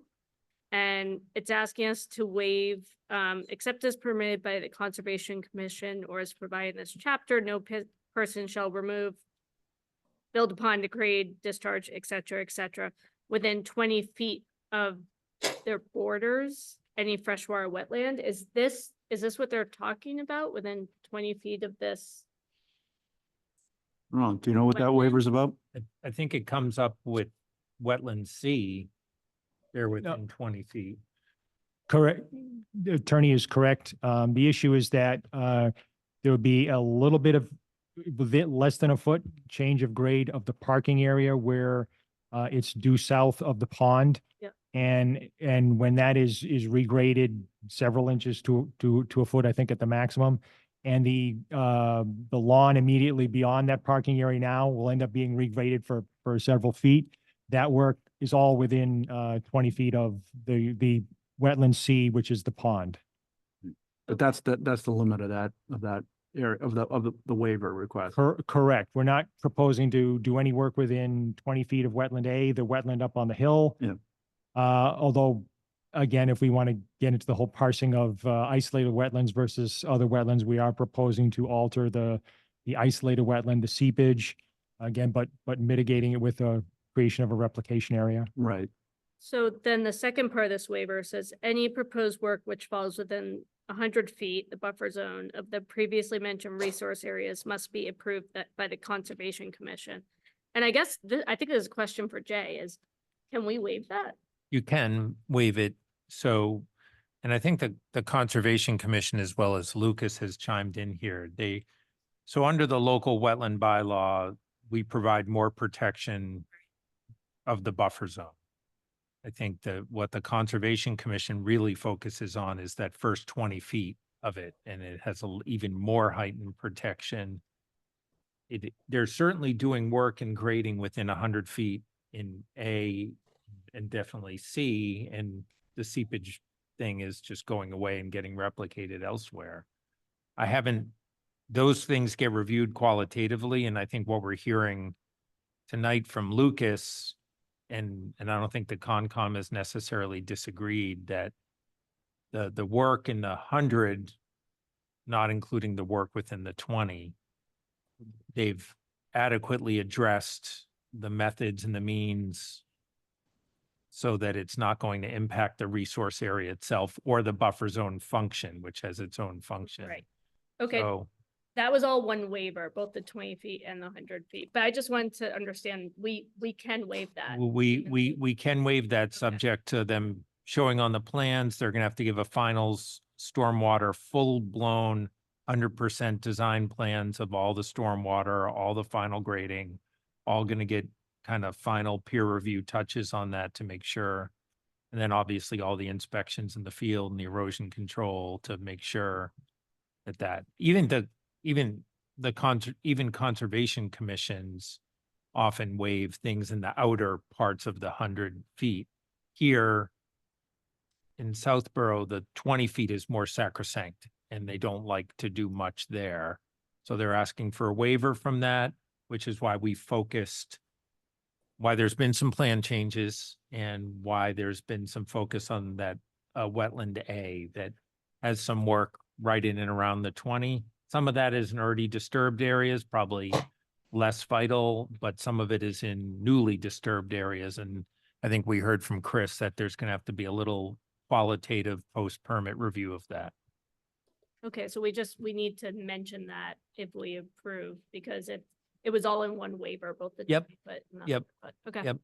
I have a bunch of notes on that, and we also have the backup from Lucas's memos, and we have some comments from the Concom on that as well. Thank you. Take a small step backwards to the drainage swale. So we're gonna be able to condition it. I'd like to hear feedback from conservation. And there's an and we may have to get an easement. Or an ongoing maintenance plan. They're going to have They're to, going to. yeah. Okay, you're repeating what I'm repeating, Yep. so we're trying to get through the meeting. And it would, in all, will need a lot of maintenance. The professionals are telling us it's gonna need a lot of maintenance, and it's gonna stay exactly where it is on the plan.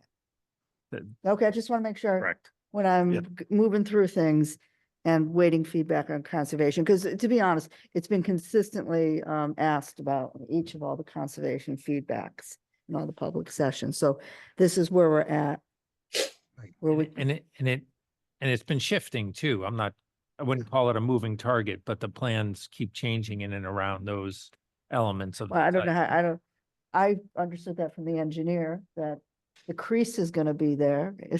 And we need, the water's gonna go there anyways, and this is really to mitigate the water flow through the area. And I understand that completely with not being an engineer.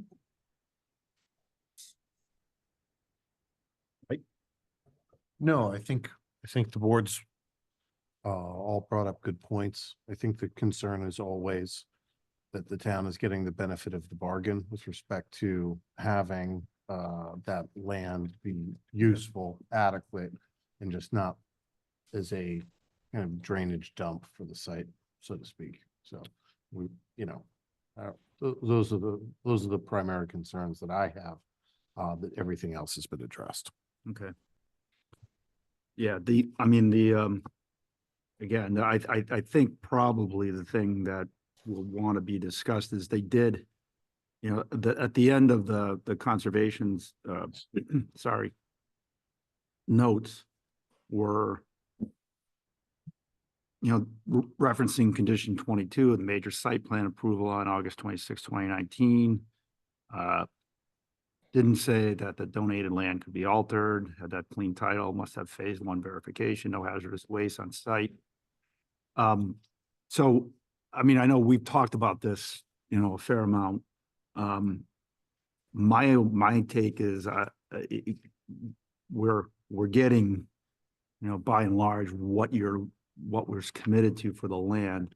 I'm a little hesitant to be chipping in around the edges here, but I just want to give the opportunity for comment as well, because it's obviously something that I think, there's a fair number of people that have some concerns about, conveying it and then having to do maintenance and having a drainage swale and it being undisturbed, et cetera, et cetera. I just think it's worth, airing that, and then we can decide where we go with it. Before we do that, would anybody like to take a 5-minute recess, just so we can get up and walk around for a few minutes? I have one tiny technical question on a waiver, but can wait after recess. Okay, it is now, I've got 8:40. I'm gonna say we'll go back in session at 8:45. Okay.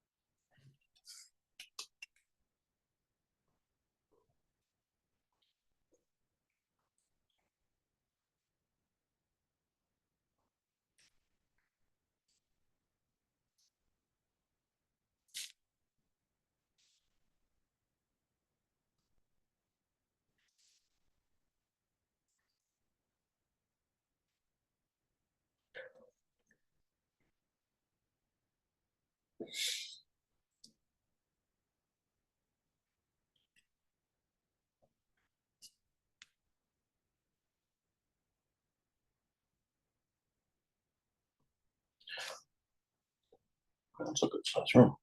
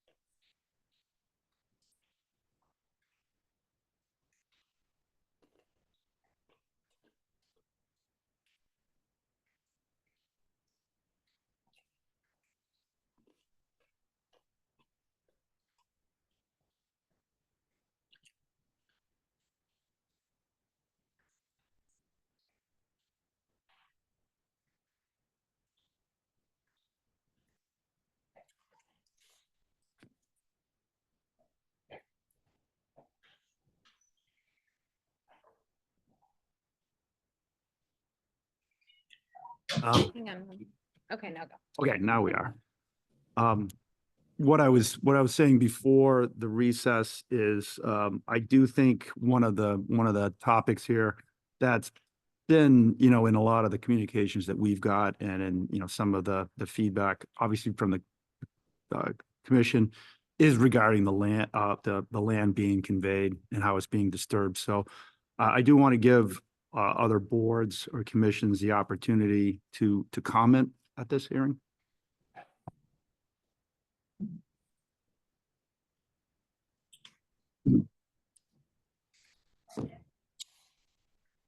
Mimi Latrell, Planning Board Chair. Just comments on the land, or you do want my whole list? I mean, how long are you planning to, no, It's a hearing, Mimi. it's a hearing, so you Okay. are free to, Well, so first thing, I just want to state the obvious. It's very difficult to review plans when you get them the same day or the day before. Difficult for you as board members, for other town entities, and for the public, which makes the transparency in government difficult. Has there been confirmation from the fire department that the ladder truck will fit around the building? I don't know, I thought we did receive that already, yes. We produced a swept path analysis for a 45-foot fire truck. And do you have that? Because I didn't see it in any of your documentation. I believe it's been filed, yes.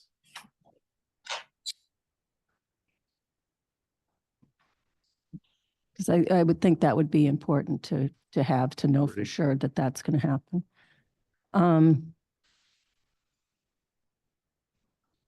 George, really quick, are you talking about the swept path analysis that was, what is it? I have it dated September 10th.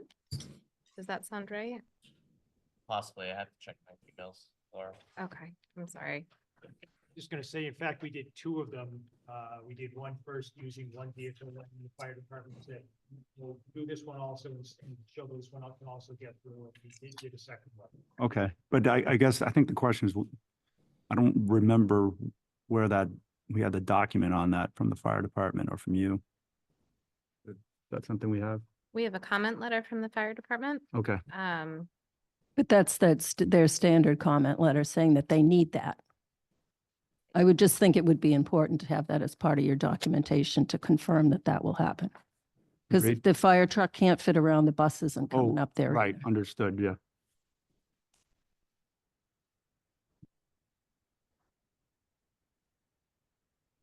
And the other comment from the fire department was on a sign for the dog park. Is that going to happen? Of, Sign for the dog park. yeah, hours and That came from no, Chief. no snacks and no intact dogs and no children under certain age. I don't, they had a bunch of things from the animal control. Just to the not issue, but to the as to the dog park and playground, it's no longer part of our plan, as you'll see on the most recent site plans. It'll just be a grassy area that's maintained up top. We don't have any plans to make it a dog park or playground.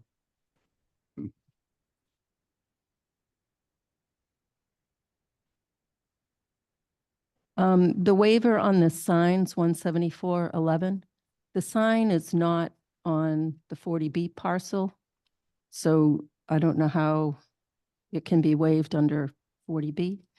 If they want a bigger sign, they can get a special permit from the zoning board. And also, it looks like it encroaches on DCR property. On the plans, it Which look, one does? the sign Sign? up by Route 9.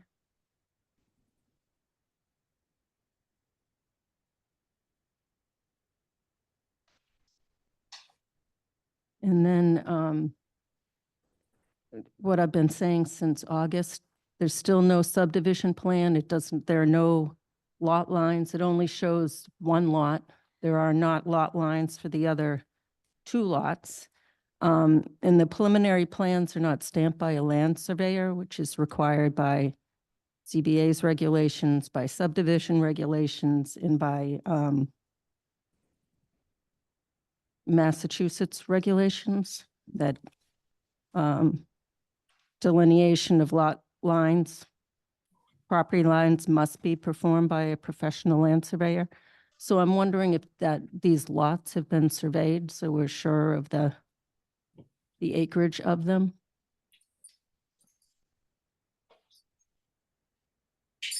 Yeah, that's, I mean, no, the remark is reasonable, and that can easily be conditioned that we have to, Yeah. submit a stamp plan, et cetera. No problem with that. Yeah, we've talked about the subdivision, Jay, right? Yeah, I mean, I did ask, I have not seen what I would consider an endorsable subdivision definitive plan that's going to have to get recorded, but I have no problem requiring that it be fully stamped, surveyed, whatever, that it come in as part of a condition. The plans to date show some of them show some lot lines, but they're not something that I would consider what we would want to see for a stamped subdivision plan that is going to show recordable lots. Again, my experience is those kind of plans are submitted and, signed off. Right. I mean, it would have been preferable, seeing that we've been asking for it, that it would have come in already, but it hasn't, so we can require it. And I don't Right. disagree with them. Okay. And I think it's an empirical condition. Good. All right. And then on the condition of the 2019 site plan approval for that 6.2 acres, it was very clear through the hearings at the planning board that the intention was that was preserved as open space in its natural state, not to be altered. And as we've mentioned, there's a drainage swale through it. There's a walking path from the building up through it. I don't know who's going to maintain that. Also, there's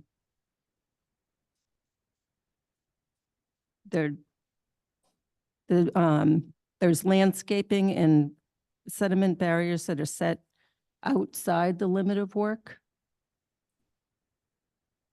So I would think all work would be within the limit of work, so that doesn't make any sense.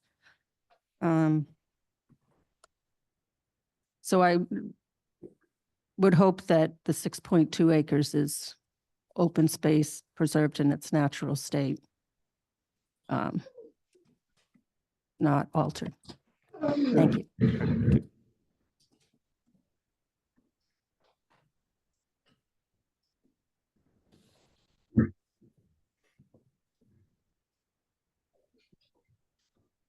Hi, Freddie Gillespie, Chair of the Open Space Preservation Commission. And first I want to say the Open Space Preservation Commission is in supportive of having this project in concept. But the reality has some major problems, and I'm concerned that it sounds like you're going to not continue this tonight and make conditions. This is a public hearing. The public and town boards, committees, and commissions have not been given an opportunity to review the massive amount of documentation that came in. 11.4 revised materials, 11.4 revised waivers, 11.8 revised materials, 11.12 revised plans and waivers, 11.13 revised landscaping and lighting plans. We're on a commission, we have to get a quorum and post a meeting. We can't meet to review all this and discuss it and give you an opinion. Neither can the stewardship committee. I don't know how the planning board could, I won't speak for them, but neither can the neighbors and abutters, a large group that were very interested in this, who just got this delivered this afternoon. Significant landscaping plans that the Open Space Preservation Commission would weigh in on. How do we make recommendations for conditions when we haven't had time to review the plans? So I'm sincerely asking, with respect for how long this has been going on in your time, but we've been trying to talk about the 6.2 acres also. for months now. The last time I was here, I was told you didn't want to talk about it that night. You'll get to it sometime. Well, you're going to close it and we haven't discussed it. So here's the issue. We're asking that you continue this and that the project proponent agrees to that because you have serious conditions here. We were in the middle of a site plan modification when this plan got moved to the 5-story on the parking lot.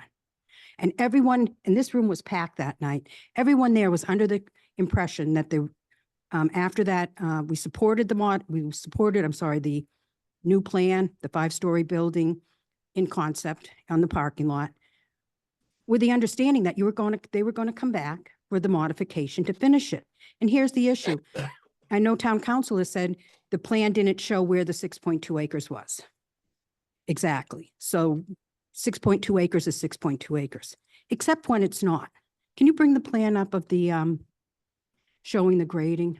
And I was surprised about this because I was in Mr. Ferris's office and we had a very nice meeting. And I'm sorry, I forget the attorney's name. George. George, hi, sorry. And I was talking about, okay, so see where all the grading is outside of what's no longer the dog park. I said, okay, so this is going to be, has anyone walked Breakneck Hill from the summit down to see what you're going to see? I was there the other day. I have, yeah. You're going to see a straight shot to the 5-story office building, to the brick building beyond, and to Route 9 from a good portion of that property. So it's not just the 6.2 acres, it's devaluing the premier conservation land of the town, which this 6.2 acres was supposed to protect when it was offered, when that negotiation happened at the planning board that the Open Space Preservation Commission was a part of. And at the time, that buffer was to protect the view site from a much smaller, built into the hillside parking garage on the far corner of the, away from the conservation land. And now you've got this big building and there's no consideration for the viewscape and the wildlife habitat impact. So what's going to happen here? I just was speaking to George and I said, well, where all that grading is, let's put, we'd like to see you plant heavy plants, trees and, the type of trees and understory that's going to provide some buffer. And he said, no, that can't be done. Are you aware what's going to be there when they're done? It's going to be a steep slope with big rocks. The Open Space Commission, when we found out about this, we've discussed it. We haven't been able to discuss all these other plans, but can I just ask, is it appropriate to ask a show of hands? Is anyone here aware of that? That's not going to be ground that they're going to plant on. This is what I was told, and if I'm wrong, did you know that? I mean, isn't it the leaching field? No, see the grading outside. Oh, there. That's the open space parcel. Right? All of that is not going to be natural vegetation because it's going to be boulders, is my understanding. So now what do you have? No regrowth. Isn't this the swale right here? Yeah. But on the other side of the swale is the town open space. That's right here. Yeah. And on the other side, everywhere where that grading is town open space for the most part. Yep. Okay. So that is big, wide open, big, deep slopes with big boulders, like you might see on the side of a highway. And the Open Space Commission has determined, we do think it is not in the best interest of the town to accept that. And that they, in your subdivision plans, you should cut that portion out. We've now been told, we've been asking for seeing some plans on it, but we've been told that's 10% of the 6.2 acres. So I don't know where you're going to get that 10% back, but this certainly is not 6.2 acres equals 6.2 acres. And also the drainage swales, those are going to be ditches with rocks in them.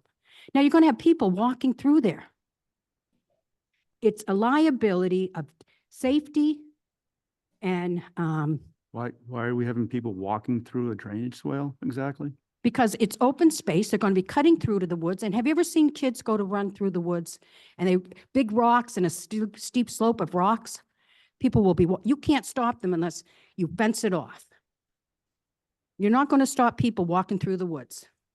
Kids, people with their dogs, you think they're saying that there's not going to be a path there? You think that people aren't going to be walking up through the hillside over to the grassy, pretty area, even if it's not designated a park? So you tell me how you're going to get from the 5-story condos or apartments up to the conservation land if you're walking your dog.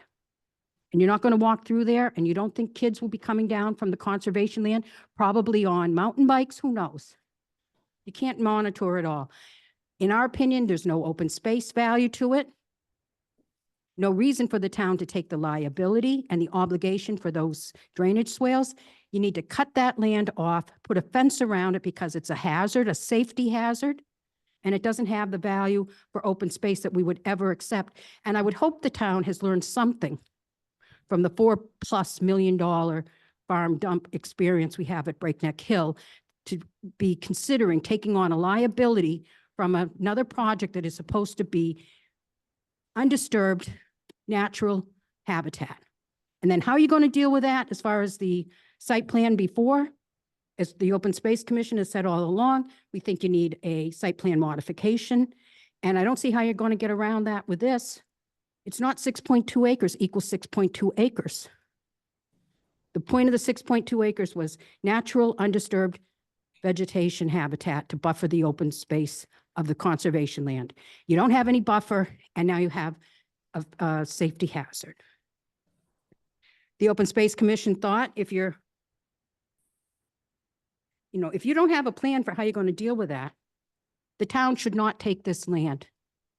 Absolutely. The Open Space Commission took a vote, cut that off wherever that boundary is, and do not accept it. And how you're going to make up that amount of land somewhere else on that parcel, I don't think there is any to be had to make 6.2 acres. So what condition are you going to provide? I haven't been able to go through everything. At a minimum, extensive landscaping on the town land, on their land, everywhere around it. Big trees, not little ones that take 10 years to grow. Understory, do you have, I don't even have the ability to have looked at their landscape plan yet, which we do appreciate their attempt to include native plants. They did, we haven't gone through each one, but we noticed there were cultivars, so that's out. So I do want to give them a thumbs up for that. But you got to do something about the 6.2 acres that you didn't want to discuss when we were here before. And now it's the last night. It sounds like you're going to. Actually, I'm going to take issue with that. We did talk about it. We talked about what the commitments were on the 6.2 acres. Didn't let That's me not, speak. that's not really accurate. You didn't let the open No, space that was when you preservation. wanted to talk about the height of the building, and we did have an opportunity to talk about the height of the building. So I just want to make sure that we're a little bit more clear on that. That's not. Okay, I'll be really accurate. clear that I tried to speak at this mic and was told not to. And I spoke with you about that afterwards, because it's a public Right, hearing. and that was where we were, you wanted to talk about the height. No, I didn't. I have And no yes, you did. You wanted to talk about the height. And I specifically made sure we had an evening where we did talk about the height.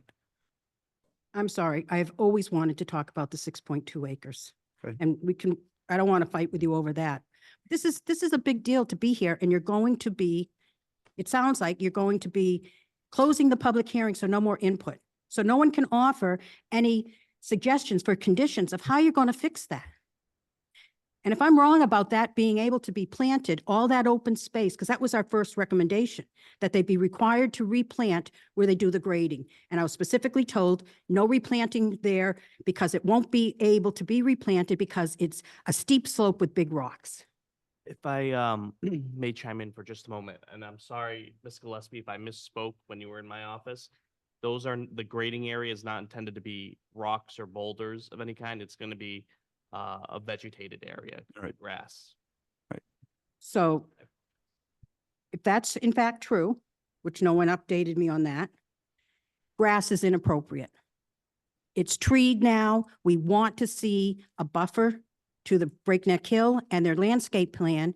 This needs to be mitigation and a condition. It's not the requirement of how many trees you need for the parking lot. It's a requirement for clear cutting, denuding the buffer to the town's conservation land. So can I, just to be clear, what you're talking about there on the slopes, you're saying you want there to be vegetation there? not just Massive grass. amount of trees and shrubs, Okay. not So, grass. so just to, to sort of pick a fine line here, you realize we're kind of limited in what we can do. We asked if they wanted to continue and they said they don't.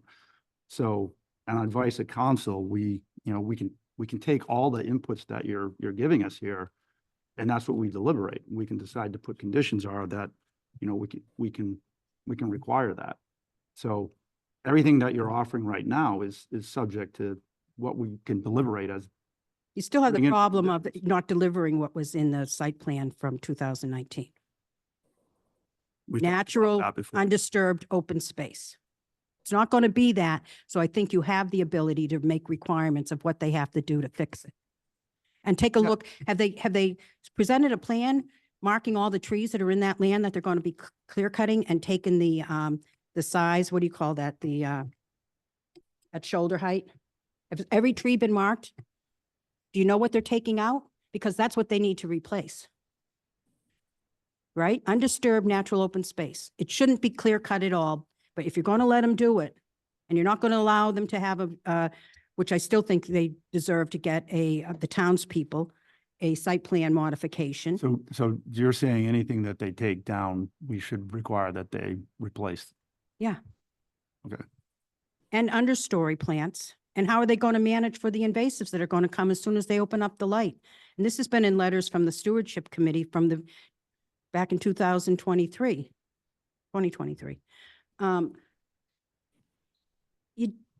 You just don't take 10% of the open space and clear cut it and ruin it. Okay, all right. You know, and it's not just the land that we're getting, it's the impact to the conservation land, which was the whole purpose of that donation in the first place. Ms. Gillespie, if I may chime in once more, on the landscaping plan, I'm sure you've noticed. No, I haven't because I just got it this afternoon. There is but there is a significant buffer of trees in and around the grading area. And that really hasn't changed in our last few plans. We've always maintained we're gonna create a more tree heavy buffer area to Right, create more screening. right. And I. Is that planting? Because I didn't see that. So if I could, I mean, I know Doug focused on it as well when we walked the lot. You know, we're certainly aware of the screening concerns that you have and trying to preserve the views from Breakneck Hill. So that has not been ignored or forgotten. We do want to see sufficient screening when it comes to protecting the views from Breakneck Hill. So to be clear, I'm not talking just about screening. You moved it back 30 feet. You know what 30 feet is? I understand that. One tree. But all of the trees that are coming down, are they replanting all of those trees back in there when they're done? Right, got it. That is our recommendation for a condition. Because you've got a site plan that required undisturbed natural open space. Okay. Can I make a comment? Yeah. I'm trying to remember all the details, but from what I recall, these are new owners and they didn't make the agreement to give the 6.2 acres, but they are holding to that agreement as part of good faith bargaining with the town. And I think we need to remember that. Right. That is exactly what we did talk about. We talked about the fact that it wasn't conveyed but that was a different owner. So I think to me, it's not clear cut that agreement is, I don't know, is binding. And I say that town council said it was. Oh, it's binding.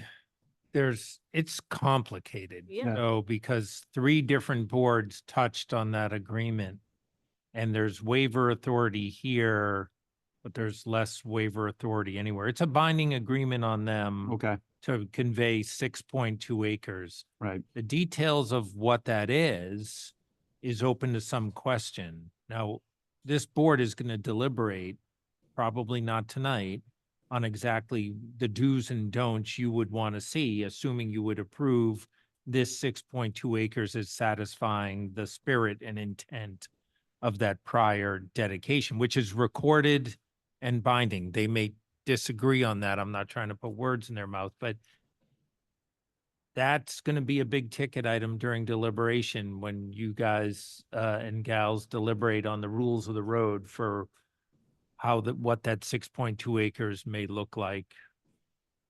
The only thing I would add to that, and I agree with what Jay said, the decision that you have to, but this this constant statement that the special permit, quote, said language, which was to be in a naturalized and unaltered state. Again, somebody can correct me. I don't recall that being in the actual. Yeah, I think it is a complex issue, No, Lou, no. and we can talk about it because open space is a kind of a defined term No, but here, whether it's big O, big S or not. I think it's a heady issue for them. No, I understand your I point. understand the situation. All I'm trying to say, I'm not trying to argue that one way or another, Jay.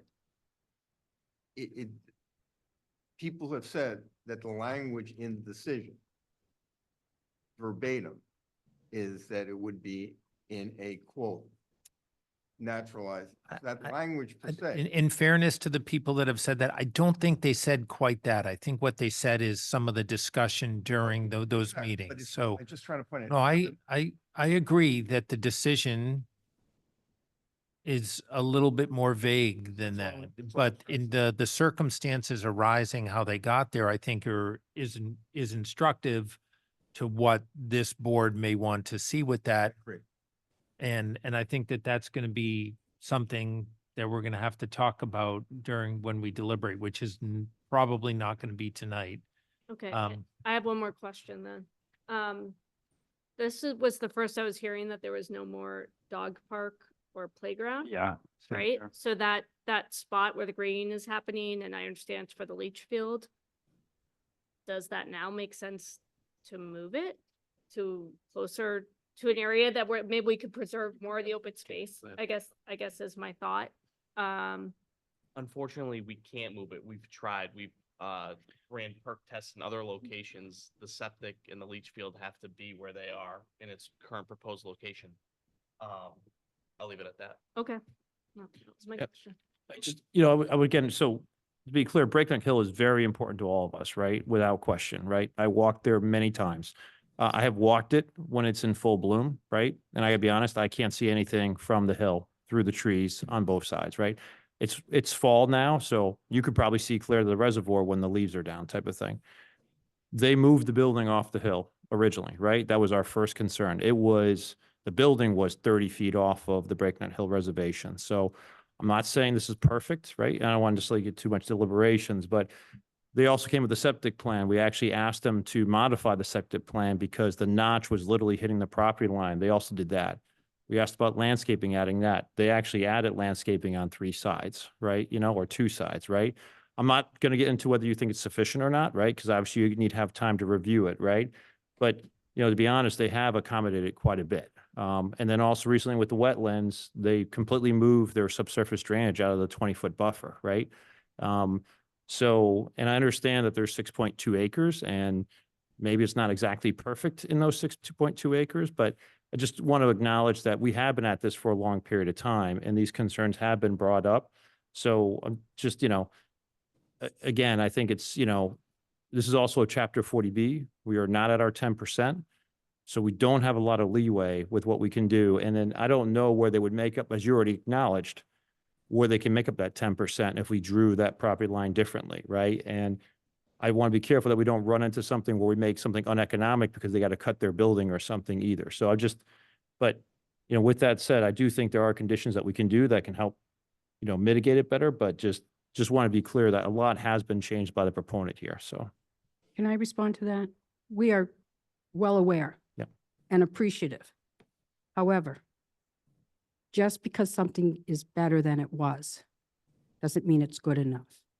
And I'm asking that in your conditions, because we have not had proper notice of all these documents to give you good, clear direction on what to add for conditions, because I really was hoping you would continue it another night so that everyone would have the opportunity to review all those plans. And you just got them.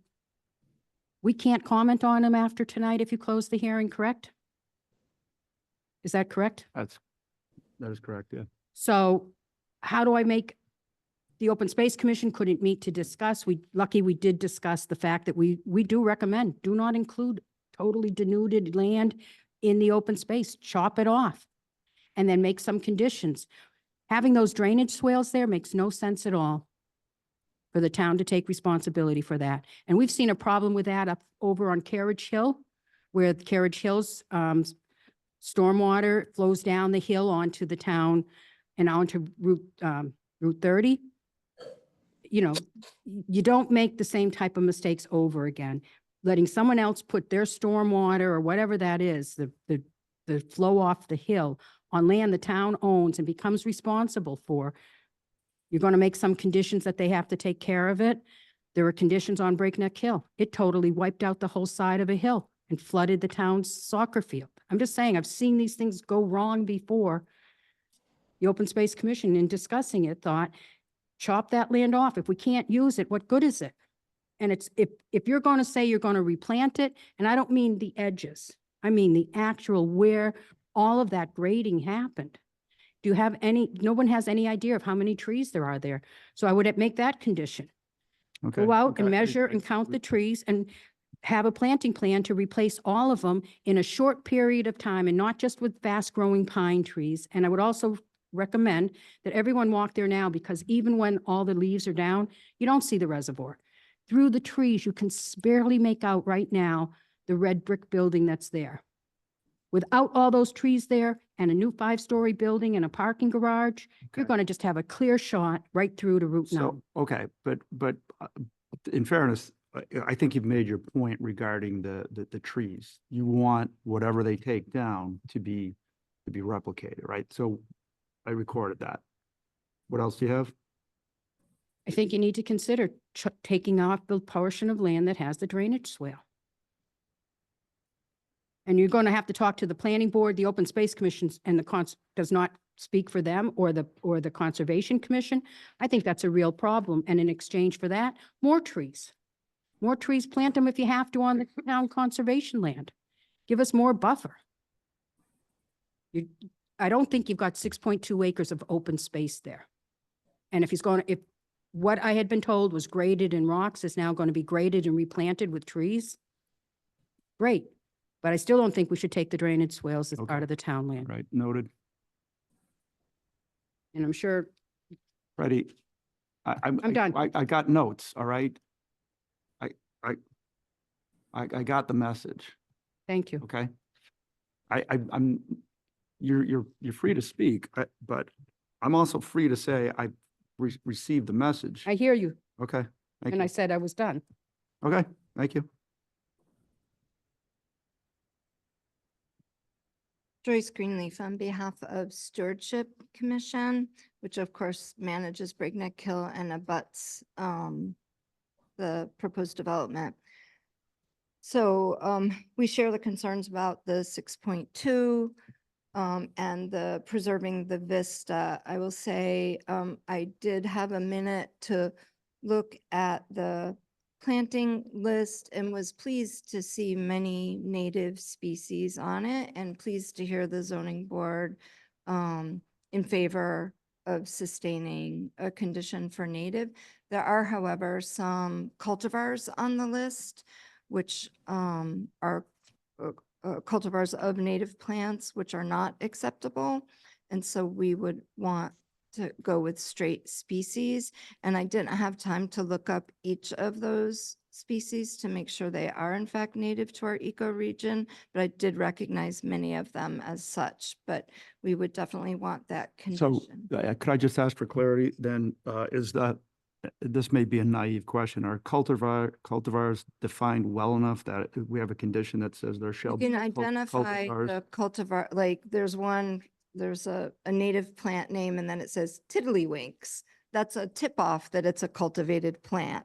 And Okay, when you see that like third name, like lemon meringue, Okay. tiddlywinks or yeah, crystal. just to be fair, I'm not gonna go research it, but I just want to know if we can write conditions that say native species, no cultivars. That really addresses the concern, correct? Yes, and you, or consult with, like use Go Botany. Go Botany is an excellent resource for Okay. identifying what's native to our region. And that's a good source. We're And probably gonna- stewardship is happy to consult. on that. you know, some feedback on a resource. There's the Mass Invasive Species List. There's there are some lists out there that we can Okay, possibly reference that we don't want Well, I'm in a kind of, condition? yeah, I'm just thinking Yes. how exactly we word. Broadly list. Absolutely. And I will just draw attention, and I'm happy to resubmit this, which I think you'd be able to consider because stewardship submitted it once back in August of 2023 and also August of 2024. We urge the zoning board on stewardship to consider conditions based on all the points we raised. And I'll just remind you of several of them. The dark sky lighting. I know they submitted a lighting plan. I think the condition should be that it abides dark sky lighting and utilizing motion detectors after 10 p.m. at night. I would also point out that we asked you to pay heed to the historic stone wall on the property and make sure it's preserved. That should be a condition. Excuse And me, George, do you foresee any issues with that stone wall or the lighting? No, but James could probably speak. Okay, I just wanted to make sure we didn't steamroll past those. Thank you. yeah, exactly. Nope, thank you. Thank you. Good question, Mike. We also noted, of course, we welcome new tenants of the proposed development once it's built to enjoy our beautiful property at Breakneck Hill and, creation of a trail from the property onto the conservation land. We think it should be a condition that, that there be coordinating with the stewards to determine where best to establish a trail.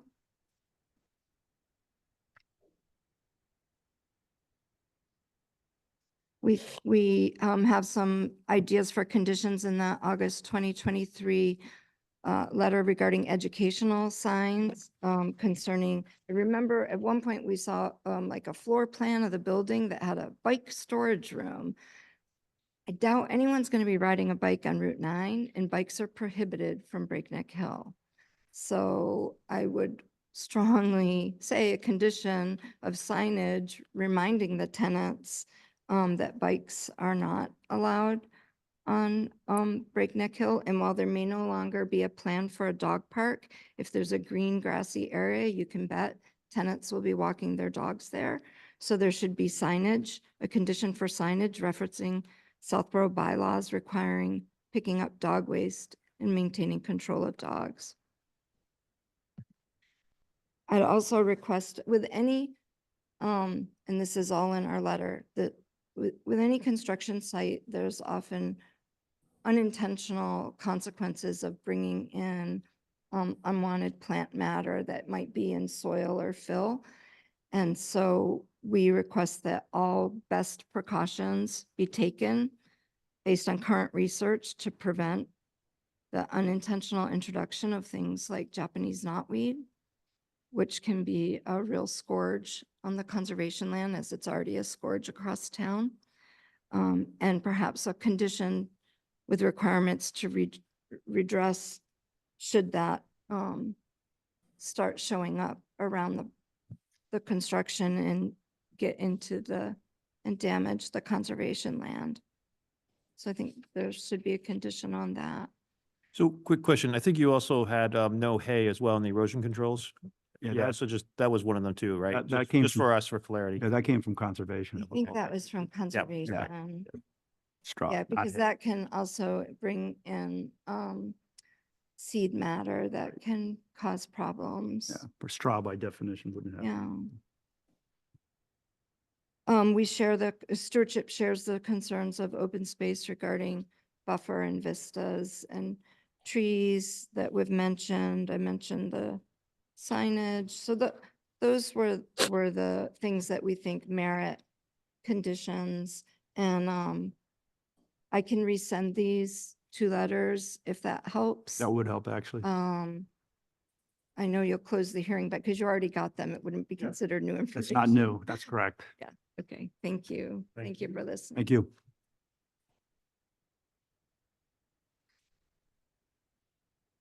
Okay, bring one. Kristen, you should be able to speak. Thank you. This is Kristen Laval, 12 Southwood Drive. I am a member of, can you hear me actually? Let me stop. Do you hear me?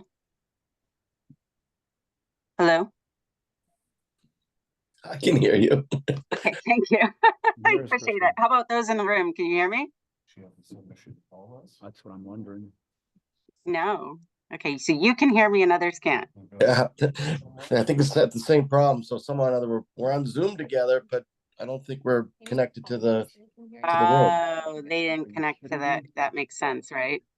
Paul, you can hear Kristen? Yeah, I can, yes. Yeah, because that makes sense because I can't even comment. Well, I don't know if they have comments on. No, I'm not muted. I use Zoom day in, day out.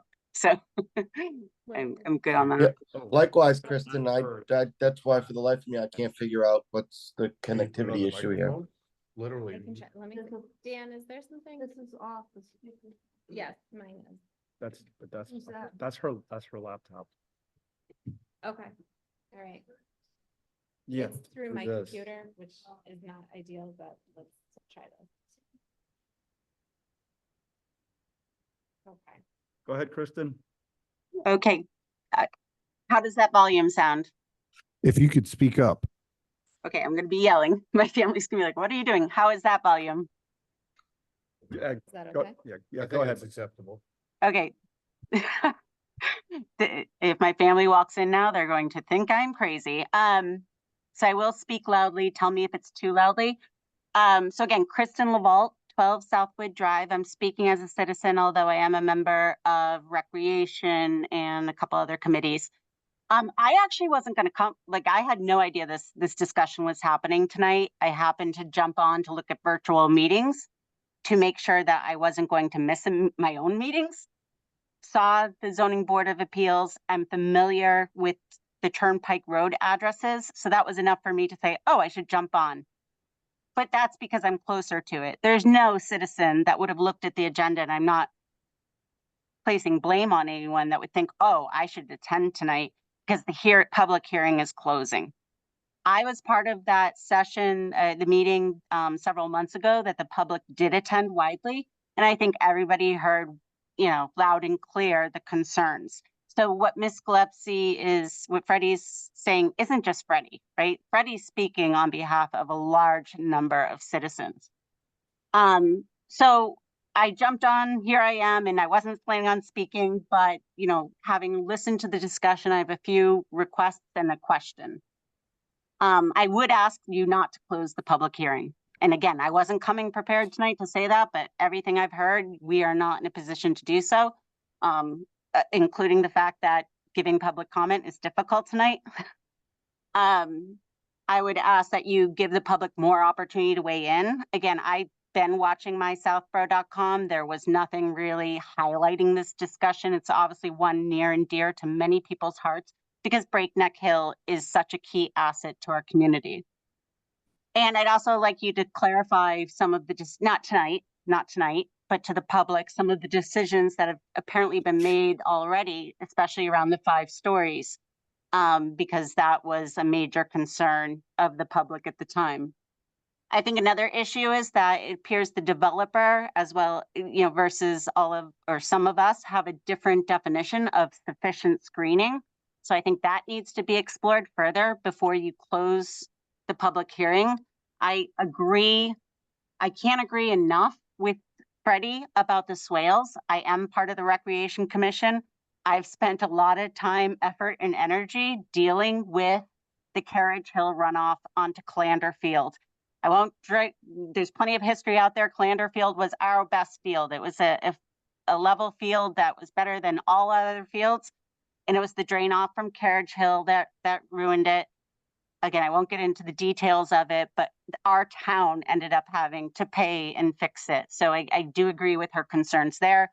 Obviously, that warrants some more investigation. So my last question, I think the question I'll leave you with is that I have been trying to keep up with this, right? I have been trying to follow this to make sure that the public can stay aware.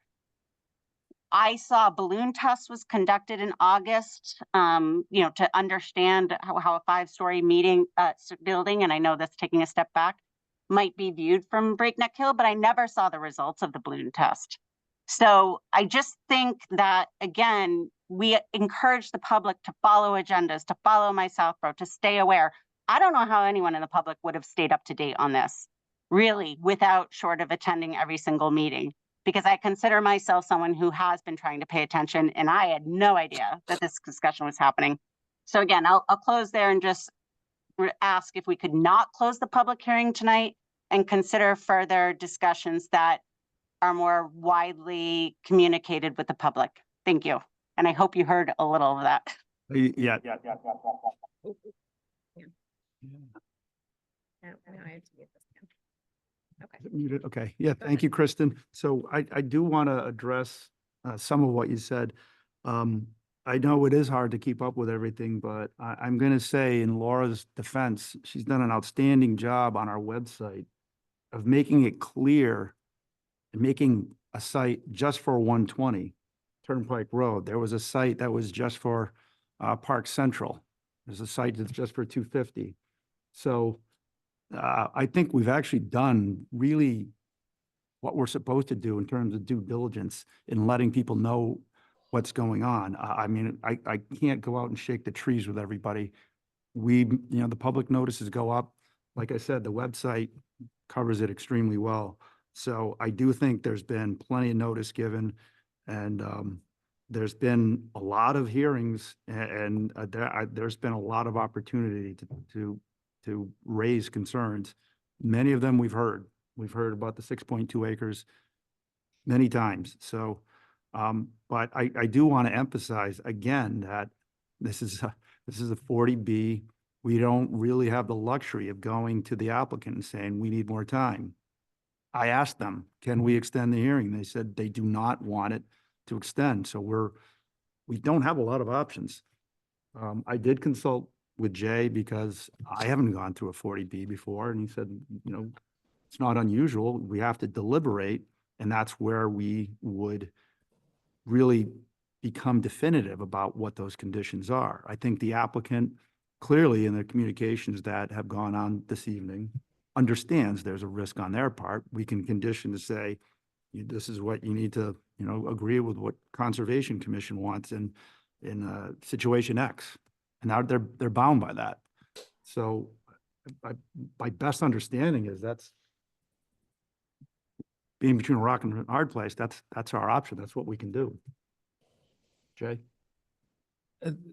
That's right. I mean, there are things we can do and we can't do. I mean, we've been working through extensions on this. So we're at the point where if they don't want to continue, then then we've got to close the hearing. The risk is more on them than on us. It gives us,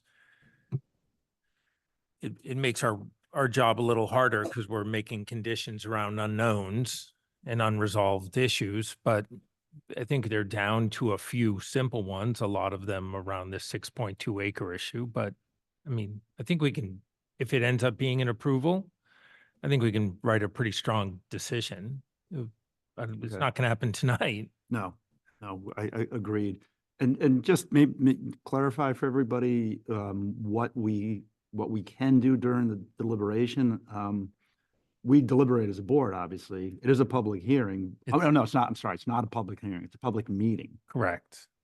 So you can't take in. You can't take new facts, but you can take comments and suggestions from people based on the facts. Generally, a board won't do that and they'll just deliberate without comment from anyone. Sometimes it might come down to a discussion of a condition. And if the applicant's here to say, hey, is this something you can live with? That kind of dialogue can happen. The only thing you can't do is take on new factual information.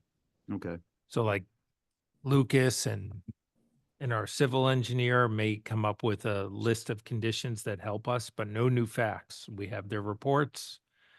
We have the applicant's reports. We've got plans. We've got Concom stuff. We've got some great stuff from Stewardship Committee, from Planning Board. There's a lot of information out there that we have to distill down to what'll be a pretty lengthy decision, but Okay. we'll figure it out. We got 40 days to do it. After, assuming we close tonight, we'll get together at least once during that 40 days. Okay. And hammer it out. Okay. Yeah. Because I didn't have the opportunity to write out the comments I made tonight, would I be able to submit them in writing more succinctly than I was able to express them without introducing anything new? Not if they're facts. Recommendations for conditions? Is that a fact? We could receive them. They're not going to be, it's just, there's going to be a line at which I think, first of all, I think everyone's been taking notes on what you said. So I think we have most of it. A lot of that stuff has been mentioned by other boards and committees too, but I'm not, unless I saw it, Freddie, I'm not sure what I would say is So there's things no, the board could consider or not. no So value in spending my time doing that. that's up to you. I'm just saying I couldn't make a decision on what we could actually consider unless I saw it.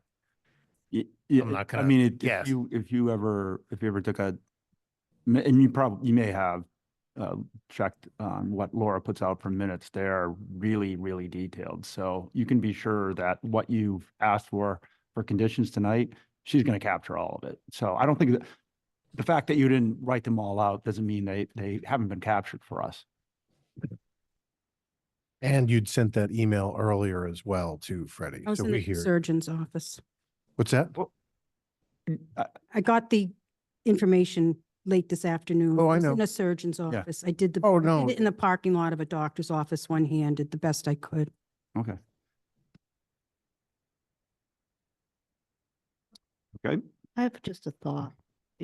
This may sound like heresy, because I've heard from the professional engineers um, that it was minimal disturbance, and then I hear the counter argument that it's totally denuded, and the subject of issue for open space and the liability to the town.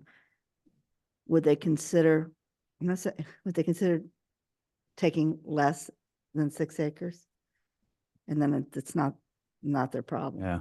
I'm just saying, I'm just, That the 6.2 seems like that's a just, hard just line to saying, cross. Yeah. just saying it, because it seemed like it was such a large, I'm not even in favor of it that much. I'd rather see it worked out through vegetation, and fencing, vegetation. Well, yeah, I mean, we're going to deliberate on conditions.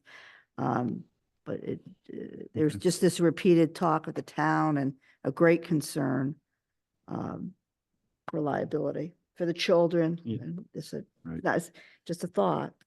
Okay. Let's, we're going to bring Kristen back.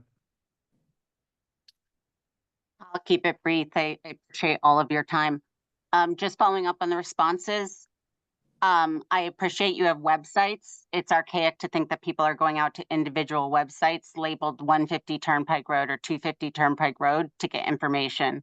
We are, we have mysouthborough.com. We have the community page that's very active. To have pushed something out about such a critical hearing would not have been hard. I would like you to look and see if you can see how many page hits you've gotten on those web pages. I'm betting it's really, really low. So to accept that you've done the minimal viable, requirement isn't good enough if you're trying to get important information out to the community. And then last, I guess I'll just appeal. I heard tonight that there was lots of documents over the last week that have been submitted. So for you to close a public hearing when people haven't had sufficient time to review feels irresponsible. If it's absolutely out of your hands, which I may be hearing, then I would appeal to the applicant, who has himself said he's a member of this community. He cares deeply. He wants to work with the community. Well, here's the chance, because there's a lot of open questions. And if it's out of your hands, then I would put it into his to allow for further discussion. Thank you.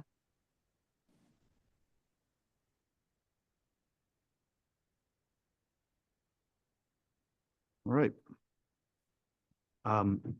That's what we've been through. Yeah. Respectfully, we've got to move on. Right. I agree. I mean, I think I'm going to take issue with that. We do, there's a lot of public notice. Our obligation is not to go to my South Borough, so. It's really tough for busy individuals, but at the same time, it's also, there's only so much we can do as well. Correct, There's right. Somewhere there's a middle ground, and she's absolutely right, and also, this is the situation that we have. Right. Asked and answered, we've covered this ground. Okay. Do we have any other hands raised online? No, No. no, I think we're all set. So I have a question and Go 'cause I ahead. was thinking the same thing as Doris, is do we have to take the 6.2? Is that something Give. Jay can opine on now? Is that considered factual information that we could discuss So, later? Could not discuss. it so later? here's what I would say on that. One, they're bound to give the 6.2, but my feeling is that take the 6.2, we can deal with the easement stuff. If there's a portion of the 6.2 that is going to remain more pure and could be more fully landscaped, obviously there's some things in and around the infrastructure that's adjoining it, which is they're gonna have to have some maintenance responsibilities and some easements and things, but take the 6.2. I mean, I even suggested the applicant, give us all of it and reserve the easement. Give us more than the 6.2. It would seem to make more sense. I guess I'm to me. thinking about more about the liability issue. I'm not worried about the You're not? liability Okay. side. No, I'm not Alright. worried about that. Yeah. We're not going to be liable. You know, for it. I'm not opposed to giving more than 6.2, but we'll get that map up there. We're refining the extra acreage, you know, it's Right. tight. I mean, It's tight. these hearings have been going on for the better of 6 months, maybe 8 Look, months now. longer than that. They've been and- going on 8 months and, Yeah. and they've shrunk the building. We've had, some, They've moved. some, shrunk it, moved it. They moved right, and you know, you could just, Yeah. and we need the 40B. It's just a very Right. difficult situation. Right. People are frustrated then. It's fair. I mean, to characterize this as, they're throwing the plans at us late, nobody knows, like, we've been at this for a long time. We're They- all they- working I on think plans the very applicant late in the proven day. to be somebody that's willing to work with us, so That's exactly. that's the way I view it. You know, I'm reading them too. I'm getting up early, staying up late. So, right, we've kind of taken all I think the So we cannot. issues that we wanted to discuss. Yeah, I don't need the last thing. When we spoke at the last meeting, the issue was that it's closed and you can't bring any more facts in and we can't force the applicant. I just keep reiterating those to the extent we cannot force this applicant to continue. Right. We're going to have to, we need to close the hearing Correct. or we wouldn't want to say the other option. Right. Okay. Just not so much with this application, but I mean, 40B and the regulations were initially implemented that things are supposed to be preliminary in nature. I agree with And I know that. how it's evolved over since 1969. That's not. What? That it's supposed to be preliminary. That was a fiction raised by the HAC, but I get your point. That's where the regulations are, but that's not in 40B anywhere. No, I understand, but the concept, you know, and I completely agree with Jay, you know, where we are in 2024 is not where we would have been for an application in 1969 or whenever the first application was made. Okay, but there's a dearth of information that's been submitted. And we've discussed tonight, you can condition, and the risk of these conditions are probably, as Jay pointed out, greater on the applicant than on the town, right? And I know what Jay's permit is gonna say, and until X, Y, and Z occurs, you don't get a building permit, right? So, I mean, that's the key to the city anyway, all right? So we can't go forward on the project until we satisfy the conditions, all right? So it isn't like we're gonna run out tomorrow and start digging a foundation and doing anything like that. We have a long way to go. On top of that, we have to go to the Conservation Commission under Wetlands Protection Act. All right, and, you know, we assume they're gonna act reasonably, but if we have a dispute with them, you know, the only place we can go is the DEP to resolve that dispute, right? So this is not a fait accompli, okay? And we understand, but we've made it very clear why we want to get the hearing closed. And it's our decision that we're better off getting it closed than just continuing, okay? And I appreciate the board's interest. and willingness to, so we're just asking to have the hearing closed tonight, and we're not doing that in any kind of, showman way or adversary way or, line in the sand or, we just want to move on. Great. Okay, and I don't think there's a right or wrong answer about this. Okay, thank you. All right. Do we have anything else that we want to discuss or ask? Or it seems like we got a pretty clear path to take here. So, David, as people move in and out of the meeting, and I really appreciate that answer, they may not be at every meeting, so you'll get a comment, you're not being transparent. I feel as though the process, given the dearth of information, unfortunately, is as transparent as it can be, because things change. Every time we have a discussion, I see the notes have to be taken, the plan needs to be updated. It's also important to note, every single one of these meetings is online. Correct. Right. So even if you can't make a meeting, It's you can easy see it to- anytime. Yeah, agreed. Um, Okay. Right. I think it's time. It's time. Who's gonna do it? Was willing.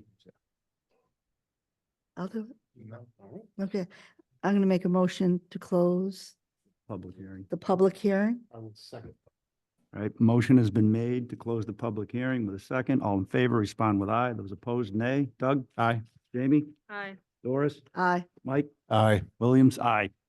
Thank you very much. We're gonna have to modify the 2005 special permit as well. That's on the agenda. Oh, that was my note. Everyone kept, We haven't, That hearing has been that was an my one note. ongoing coterminous, I mean, so we should close that hearing as well. There's the okay. 2005 permit. I'd send there's a conflict in the waiver. So small, Well, I think we gotta do that. Yeah.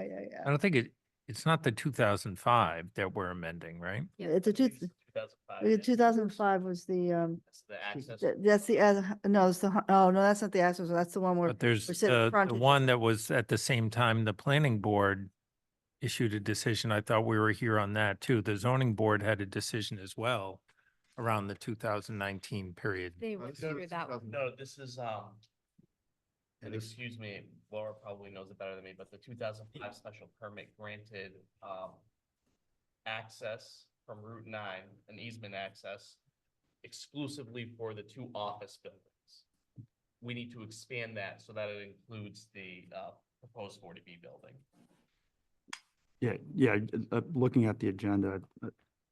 Right, Seeking a but special isn't permit there- to modify the 2005 special permit decision due to the proposed use of the shared driveway. The zoning board also issued something in the 2000 teens too, didn't they? They withdrew that. They applied when they did the modification for the site plan approval. And then they also applied for the 2019 modification to the special permit because of the 6.2 condition. And that one was withdrawn.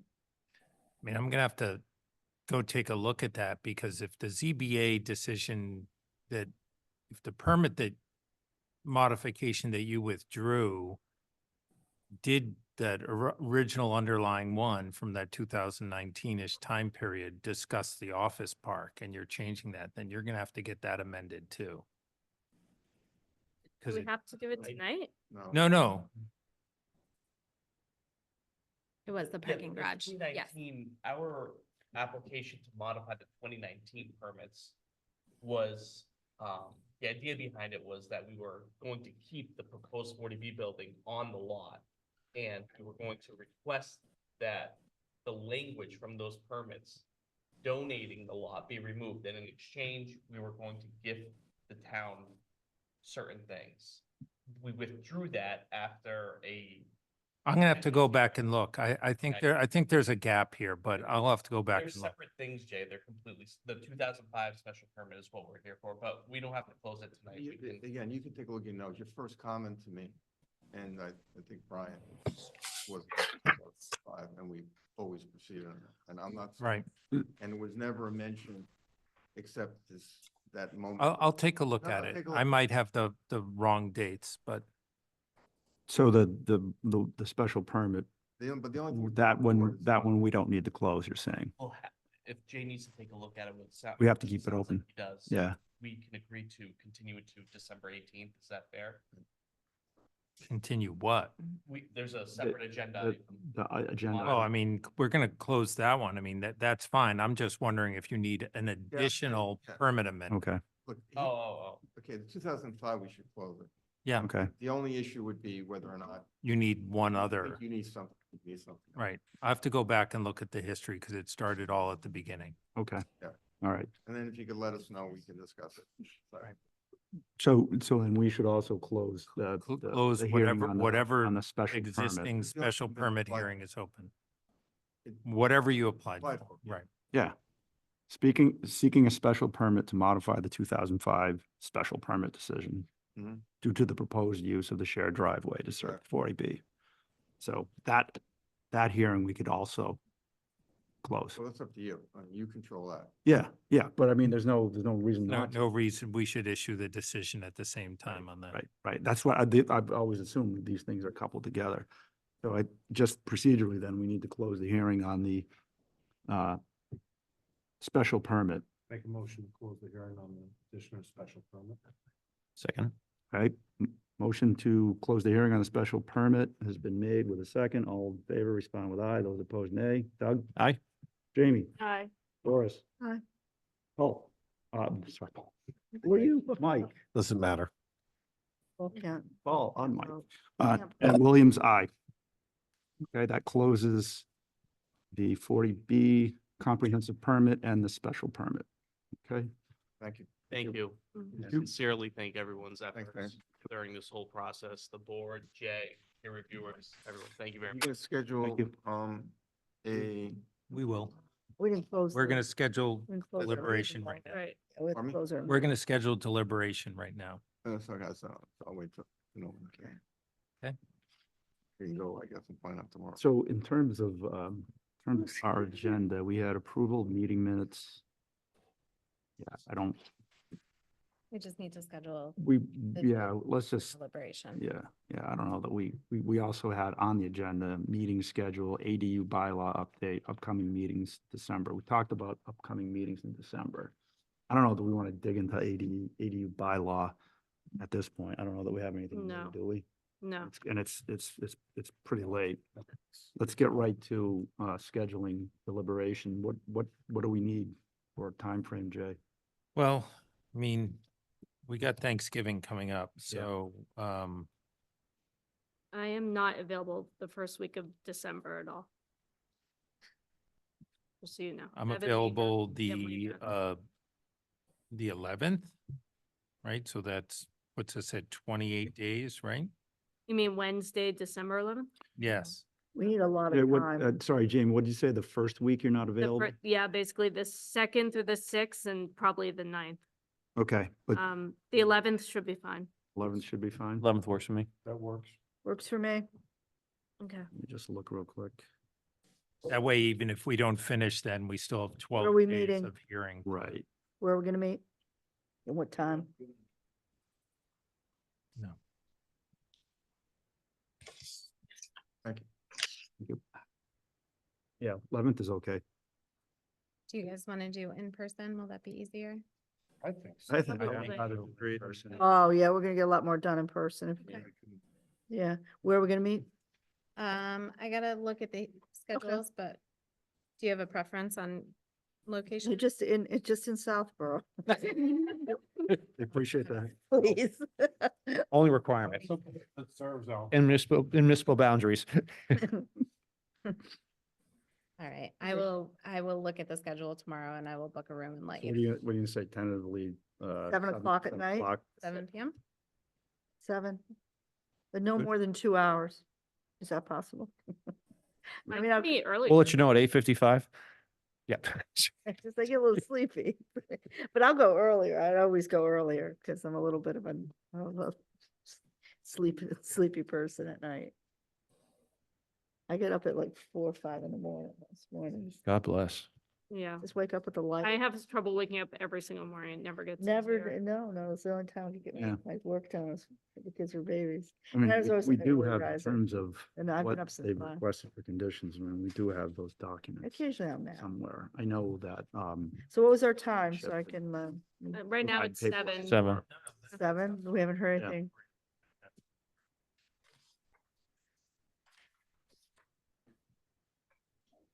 Geez, I Yeah. gotta type up some. Yeah, we do want to get, you know, I make would sure we're like clear to on know, that. like, Okay, I really feel I gotta do a heavy Um, job on. all right, so on these do we need to, all we need to do is There's schedule that one, no right? And doubt. we There's can, no May. we'll see how that You know, goes. we get all the letters, you Another know, one. that got put on file, and there's ample stuff that's on file, you know? Okay, The last 8 It'll months. be a group project. You did the work. I'm gonna show up. yeah, I just don't want to miss things. Okay. I'm really concerned we'll miss things. No, I think, it's good. I No, it's a think- great comment about going back through everything. No, I'm not gonna draft. I just know, Yeah. I don't want to miss the fact. you know, okay. We can So get we a don't fence. really have any Beautiful. other agenda items. We, will all We, we, I think I just no, wanted we'll to get, do we'll get with. super quick about I don't think you have to next year's meeting. have a Murphy rule Okay. on deliberating, right? let's just, Let- Laura wants to talk real quick about meetings for 2025. Oh, supposed to be really quick. Just like. A whole year? I mean. Okay. No, super quick. It came down to, there was 2 meeting dates that I changed from the 3rd Wednesday. I just wanted input from you guys on February, if you want it on the 12th or. I forget what it Thank you. Okay. Thanks for the help, Jay. I can't come. Jay, I'm Happy getting turkey. Up to you on that Did ADU you stuff. change January 15th? Yeah, I didn't touch it yet. I haven't Did not. touched it. I've talked to a It's my couple other birthday. towns. What day? Wait a second. Yeah. That's the only meeting I missed this year was my birthday. I never work on my birthday. What week, what day in Feb? So February, On the vacation thing. it was supposed to be the 19th, but I believe Okay. that's February break. Oh, Yep. that's So probably don't right. do Yeah, that. that's what I've been, So I just need to know if you guys want to do Okay. the 12th or the I'll 20th. talk to you. I'd rather do the 12th, but I don't know how other people Fine. feel. I think. 12th. 12th is good. for me. 12th works for me. Yeah, 'cause I'm flying the 28th. Here's my look To of get shot. ahead of you guys. Mhm. All right. And then upcoming meetings, yeah, it's just, what do we say, December 11th? December 11th deliberate, and then December And then 18th, December 18th or, we have. Yeah, I something got, with that's USC, fine. So wait, what date in and- January? January, I didn't get there. She was saying December. I can't do, I'm not doing the 15th. At least the 22nd, But right? You guys are welcome. to. I can do the 15th in Oh my January. God. What, Oh. of January? I had Talking about- put the 15th. Oh. I got to, I can do the 15th. I get could- every Wednesday, second or third Wednesday forever. Yeah, January 15th. I can do the 15th. Okay. Then I could do the 12th in February and then March. If it's a quick one where it's like we're approving the minutes, I'll come, but. March and April, I'm overseas. Oh, because that's your birthday. right? Yeah, that's my. Oh, okay, well, that's, No Okay. promises. All right. So I think that was it. The only other one I had changed was in November because selfishly it fell on my son's birthday and I didn't want to be here for that. There you So go. I had to switch that. All right. Yeah. We, Yep, Paul can't do it. we need Can Paul I to be do a heard? Thing, but he Oh, can't. hang on. Oh, here we go. We had figured it out with Kristen. we go. Hold on, Paul. Okay. Is it my time now? He's sat here for 3 hours. I waited 3 hours for this. I'd like to make a motion to adjourn the meeting. Second. Motion has been made to adjourn the meeting with a second. All in Great. favor, respond with aye, opposed nay. Paul? Aye. Mike? Yes. Aye. Okay. Doris? Yes. Jamie? And Doug? aye. Williams, aye. The meeting's closed. Thanks, everybody. Take care, everyone. That was a long